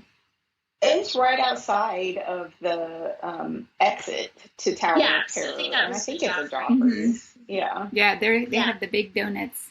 Yeah, so that was a fun that was lunch for us. It was a donut and a cocktail, but it was totally good. And then, like Mom said, we had the Lightning Lane for Rock and Roller Coaster, which we ended up only ever going on this one time. I was really hoping to go on it more, but this was the only time we went. We got Love in the Elevator for our song. So I didn't even actually know that song. Mom had to tell me about it. I'm sure that I would have known every other possible song on there because I'm pretty musically inclined, but I did not know that one. So that was funny. But it was really cool how they really make you feel like you're going all backstage and have this VIP pass. And then it was a big old cool, regular, typical roller coaster situation. Yeah, we love that ride. Yeah. And then I guess we had like a break in our times of available lightning lanes, so we decided to do some Pokemon Go in the parks. There's this new mission that came out that you have to follow these routes now, and Mom had still not done it because she does not live in a very Pokemon Go friendly area. So we followed a route around the lake, and she got her mission finished from that. That's so and fun. Then on the way there, we walked to the Millennium Falcon and did Smuggler's Run, which was fun and good. And then we always... Oh, go ahead. Actually, yeah, I would interrupt that and say when we were over by Tower of Terror and Rockin', we were kind of standing there trying to figure out what to do. And randomly, there's a cast member standing on the corner holding up a sign that says, "Ask me about Fantasmic." Which was why we had come to Hollywood Studios later. Yeah. We're like, well, I guess we should ask her about Fantasmic. I mean, we're generally familiar with the concept, but so I went over and asked her, and she just was there to tell you where to go and when you should get there, which was totally helpful because we would not probably have known either of those things if she wouldn't have been standing there with her helpful sign. And Fantasmic is at 9:30, and she said, "Here's where you go. The entrance is right there by those two rides, by Tower of Terror." And she said you should probably get there between 8:15 and 8:30, realistically. And we were like, "Holy crap! We never would have thought to get to there be that there an early." hour early. Yeah. Because we decided to do what she said. Yeah, we did decide to do what she said because we have Fantasmic also in Disneyland, but it's at our version of Tom Sawyer's, which is like a quarter the size of anything else, and you just stand around for it like you do fireworks. There's a couple of restaurants, like one across the street, that you can get a dining package for in Disneyland, but mostly you just find a good spot and you just hope that you can see all the projections on the Fantasmic water things. Mm-hmm. We did not realize to the extent that this was a production in Disney World. And I'm still very glad that we did it. But I kind of thought we would just like, oh yeah, we'll just walk by and it'll probably just be... When I saw that there was a lake in the middle of Hollywood Studios, I was like, oh, it's probably there. But so it was really good that we asked her, and she said for us to get there that early. So we knew we didn't have too much time left at this point. I think that was must have been like 5 or so that we had asked her for, or 35 or something. So, yeah. And then we went, like I said, to Smuggler's Run, and every time we did Smuggler's Run on the whole trip, we were engineers, which is fine by me because I love to be an engineer. It is so straightforward. I don't have to think about anything. Yeah. I'm great at it. Being a pilot terrifies me. It's so stressful. Like, you can't enjoy the ride when you're a pilot. No. Yeah. I feel like they should adjust some of the controls, like at least make them go the way that you think that they should go, even if the mechanism is the same levery stuff. Yeah. I don't know. I'm an engineer, hardcore. And then we did some data pad missions because our phone had completely transformed itself and been crazy for months because of the Star Cruiser we were going on the next day. And so... we just did random stuff. They didn't have anything to do with our Star Cruiser. Just there's always a million things you can do on the data pad with the Play app in Star Wars areas. We were scanning things and answering our comms and just doing silly phone stuff for a little bit. And then we had Rise at 7 p.m. and we went on it, and we got through the pre-show with Ray, and we got on the little shuttle transport, which I still don't know if that shuttle transport actually moves like a monorail would, or if you just let out on the other side. I'm unclear. Yeah, I actually don't know either. I really don't know. Yeah.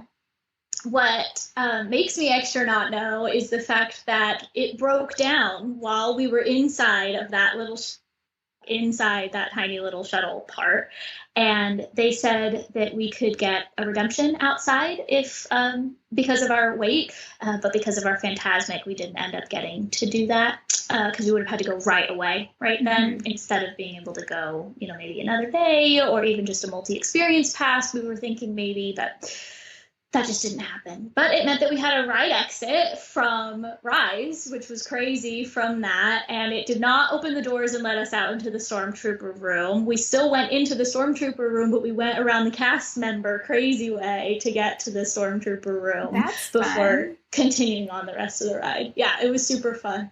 There was some little kid behind us who I'm sure was very antsy from that experience. It's not very big in that little shuttle as far as having to wait there for half an hour.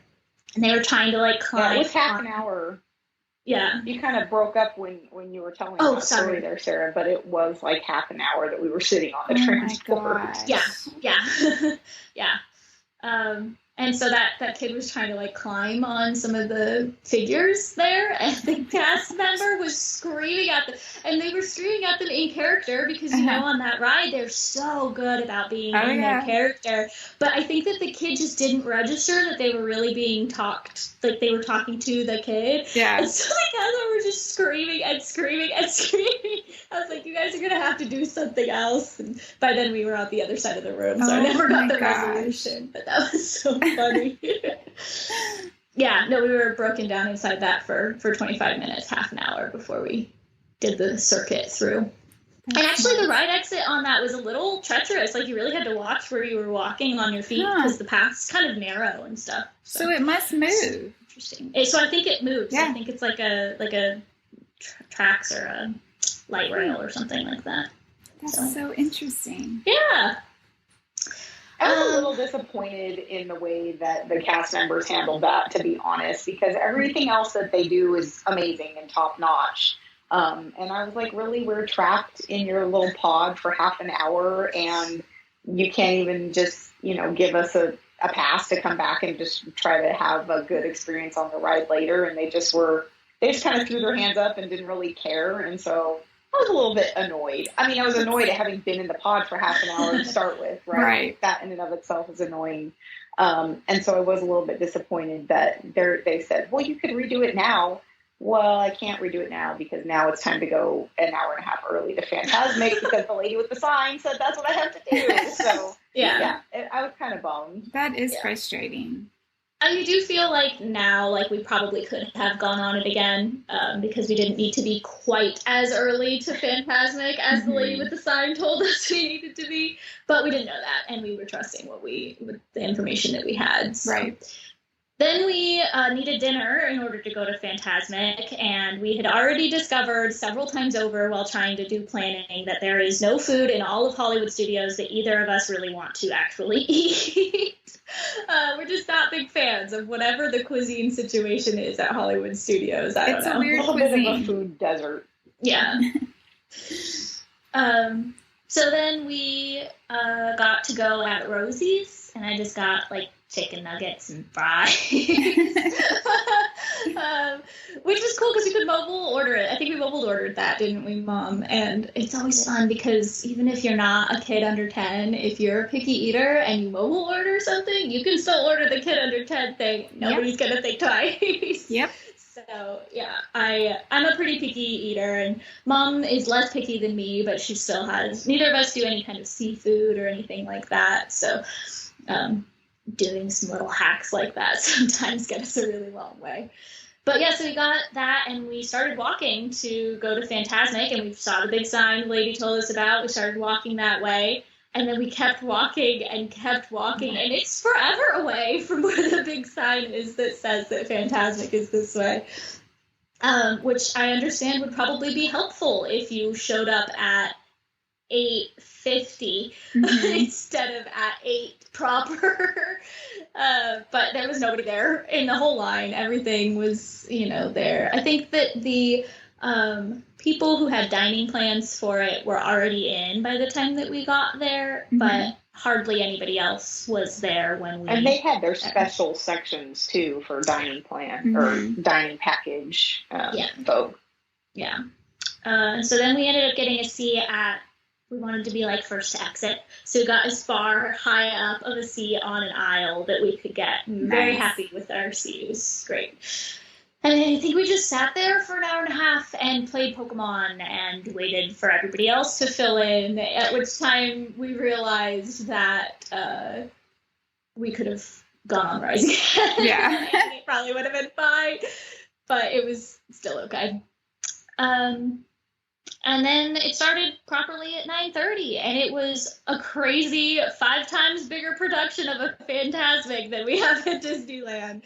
And it was I was so not expecting that. I thought that it was just going to be the same show, and I was like, I don't know, an hour and a half early? It was totally worth it. I mean, still don't go an hour and a half early, but it was totally worth it to go and try to make it to that show that evening. So I didn't realize it's a different show because I've never seen the one at Disneyland.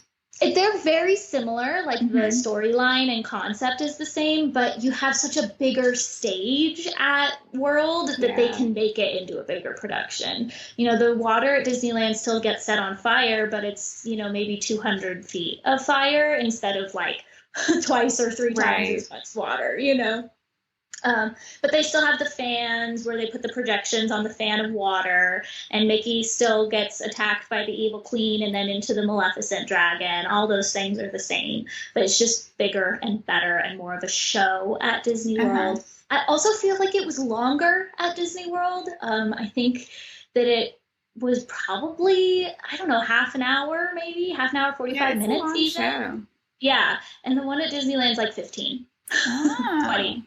Probably because people are standing and not sitting. Yes. Yeah. So that was really fun. And then it took us a half an hour to mass exodus out of that after the park had closed. And it was weird because they take you a strange way. You do not exit the same way that you enter. You exit out the back. You walk by the dumpsters. I'm like, why is this the way they've decided to do it? Yeah. Despite everything else that they do so excellently. It was fun and kind of silly and cool to do, but it's very crowded and very mass exodus-y. And then you end up just right back in the middle of the main street of Hollywood Studios and exit out the same Hollywood Studios exit that you normally would. I thought it was going to put us back out maybe in the parking lot or something, but it's not. It's just a regular entrance. Then you're just walking the back way. And since we had seen the boat on the way there, we decided to take the boat back. We were actually going to go walk again, and I saw the boat at the ferry at the dock entrance over there, and I was like, "Do you want to just boat?" It's just like it's kind of out of the way again. It's past the entrance if you were coming in. And so we did. We decided to go. We had to wait for the next boat because it took us a minute to walk there. But then the next boat came in like 5 minutes or something. And he had said when they were closing that boat up, like, the next boat will be here in a minute. So it's fine. But it was sad. We saw this dad like booking it the boat while we were going. And he had an empty stroller with him. Like, maybe they forgot it or something. I don't really know. And we were like, "Go, Dad, you got this."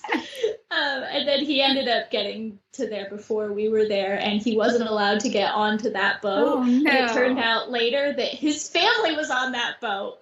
And so he had to get separated from his family. I was like, that is such a dad at Disney thing to have to experience. It really is. Yeah. We saw that more than once during our trip. Yep. Dads tend to take one for the team. It's good. That's the right way to do it. Yeah. You know? Yeah. And then, the ferry went, I didn't take a note of how long the ferry took, but it did not seem super slow or anything or super fast. I think it probably was 10, 15 minutes maybe. And it stopped at the Swan and Dolphin Resort first.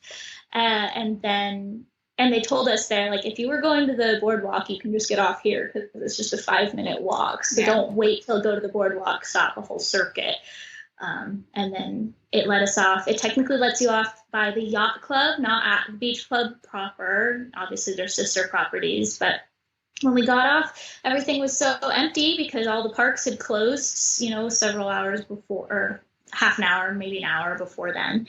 And it was all lit up, and it was so pretty to see the boardwalk and everything at night. We got some pictures of the empty lighthouse that you get off the dock at, and it was really pretty there. And then we just walked to the beach club from there, and it was no problem. Yeah, I love that area. It's so nice. Yeah. We ended up packing to transfer to our next hotel thing the next day, that evening. So, yeah. That's exciting. Y'all had a great first half of your trip. Yeah, so that was kind of what we refer to as like the first half or like the first third even maybe. Yeah, really the first third. But depending on the hotel we were at, is how we kind of end up referring to it. So then the next morning, day 4, which I guess was Tuesday, is that right? I think so. No, must have been Monday. It was Monday. So on day 4, we were still at the beach club, and we decided the night before that we didn't have a specific breakfast plan this day because we knew that the transfer was happening midday, and we actually had a spa appointment this day as well. And so we were just going to play it by ear and maybe even just get quick service or Starbucks or Joffrey's or something. But we actually saw the Cape May Cafe as we were walking back through the hotels from the boat ride the night before, from the getting off the dock by the yacht club. And so we did that, and we didn't actually know when we booked it, didn't really care or pay attention. We were just like, yeah, sit down breakfast sounds good. It's character breakfast specifically.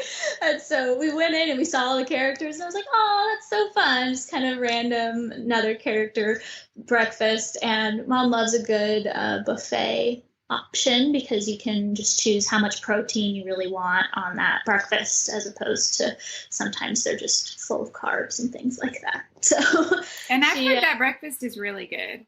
Yeah, it is really good. We didn't end up doing it, but they have a make your own omelet station, which I thought was super unique and extra great. Yeah. They had like some crepes, which are always my favorite. I'll eat a crepe anywhere at any time. So that was good. And then we ended up seeing Goofy, Donald, Daisy, and Minnie, but Mickey was not there. That's fine. But they were all so cute. They were some of the most interactive characters I think I've ever seen. Like the princesses obviously can talk, but because those like Fab Five don't have voices that they speak with, which they talk in the shows, so I still don't really understand why they aren't just also voice actors and just talk like how they're supposed to. But I agree. Whatever. I don't know. I don't know. There's plenty of people in the world that know how to do that voice. I'm not one of them. But people do. Yeah. Anyways, they were so cute and sweet and wholesome. And it felt kind of very Southern to me, actually, the way that they presented themselves. And they were wearing these like beach attire. It felt very cute and fun to do a little actual beach kind of breakfast. Yeah, that is fun. Yeah. But yes, then we got our bags that we packed, and I think we did that breakfast. It must have been like 8 in the morning. We were not on a schedule this morning. We did not have anything. We didn't have a park reservation this day. I mean, technically we did, but we weren't like using it this day. And so there was no time on anything. We just woke up and went to breakfast. And then we went and got our bags and put them in the car, which we had valeted when we had arrived. So we had to get that back. And then we drove to the Fantasia Gardens and did the mini golf, because included with the 5-day hopper, you also get a mini golf. But I learned once we got there, tried to use it, you can't do that until your whole 5 days has like been used up. So like we couldn't use it until the 23rd, because that was when our 5-day hopper thing started. And it said that on the ticket for it. That's crazy. It said valid until the 23rd, but then it was valid from the 23rd through the 28th, but you couldn't use it within the first like 3 to 5 days that you're using it for. So I don't know. That has to be new, because we've used ours like before we ever even visited parks. I don't know. It specifically said that for us. That's so interesting. So we didn't end up using the free one, but we just like $20 or something. Not really expensive, pretty typical mini golf. And there's 2 courses, and we asked them like which one we should do, and he was like, oh, well, there's the typical like regular windmill obstacles course, and then there's like the pro golfer course or whatever. And Mom is a golfer. She loves to, she's not like pro, but she's a good golfer.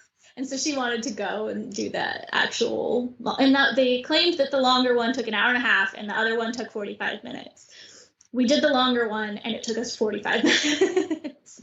But we had done this because of the time between what time it was and when our spa appointment was like 2 hours. We were like, oh, an hour and a half would be great, because then that leaves us just enough time to drive over to the Grand Floridian where the spa is and find the spa and all of that. But it took us half the amount of time that we thought it was going Well, then y'all to. did really good.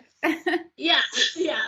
Mom won. I just play for fun. I don't play for trying. Yeah. And I got so many 6s and just tapped out. I was like, it's good. I'm having a good time. But Mom definitely won that one.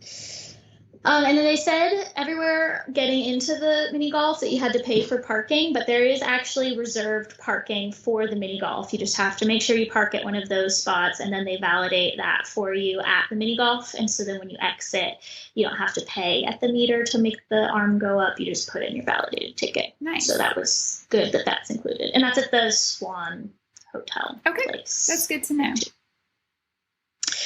So then we drove to the Grand Floridian, even though it was really early, and decided to wander around because after our next hotel, that was the third hotel we would be staying at was the Grand Floridian. And this is kind of the time we were like going to see what the lobby was like and look around at everything. No.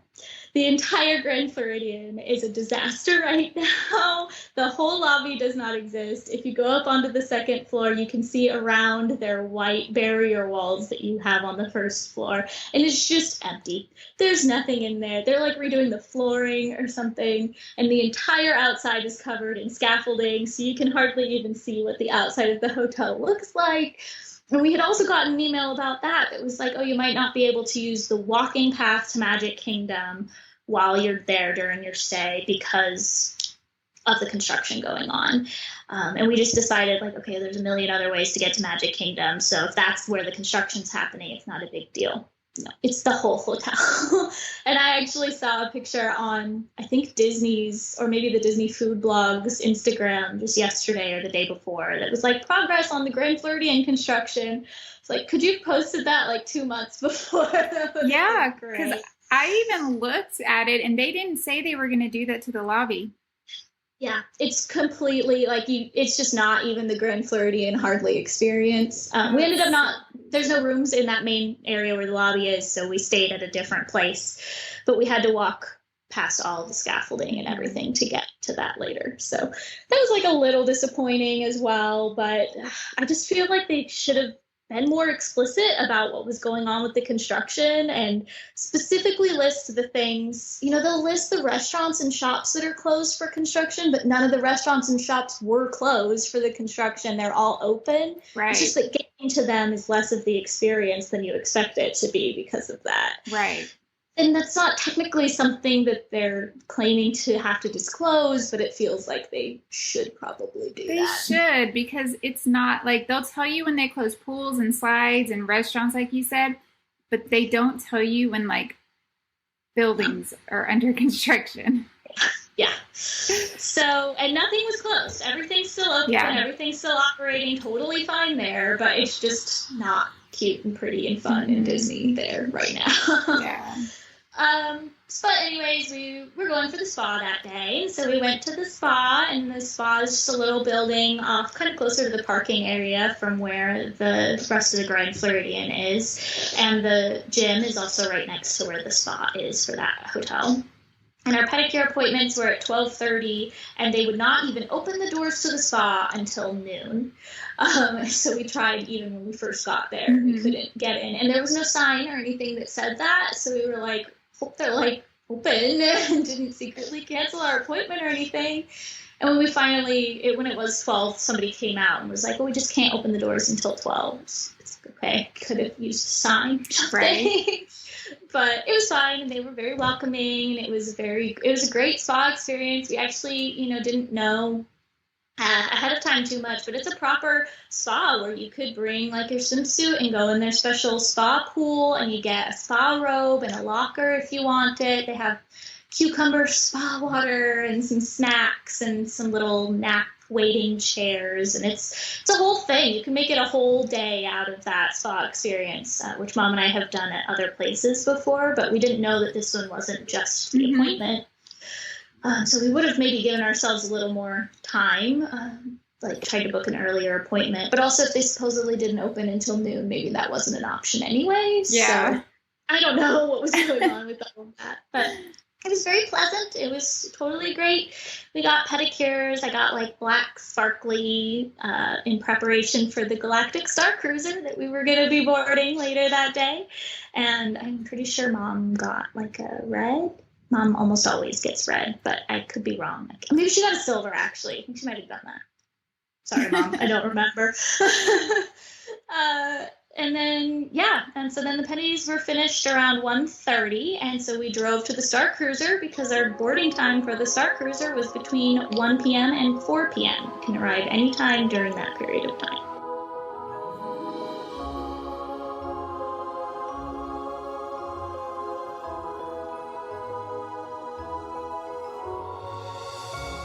Thank you for listening today. I really appreciate you spending your time over here with us, and I hope this was just what you needed to hear today.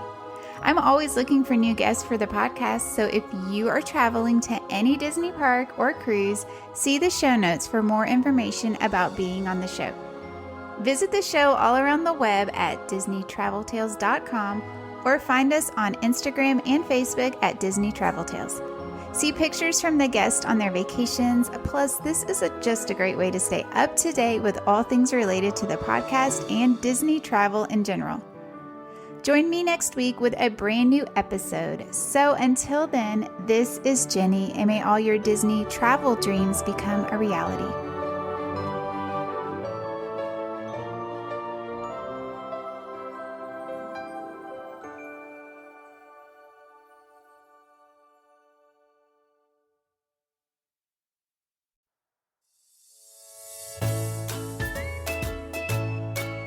Hi, this is Jenny, just popping on with some exciting news. I've started a Facebook group just for you. I'm really excited about this because not only will this be a great opportunity to get to know each other, but this is also a safe space to talk all things Disney. Members can share travel tips, resort tips, likes and dislikes, and the best part is this will give you an opportunity to talk to the guest on the show and ask them questions about their trips. I was trying to think of a fun name for us, and Disney Travel Tales Podcast Clubhouse came to mind. This is a private group, and of course, I will not allow anyone to be bullied or talked down to. I just want this space to be positive and fun. Check the show notes for a link to join, or just search Disney Travel Tales Podcast Clubhouse in Facebook. I can't wait to see you over there.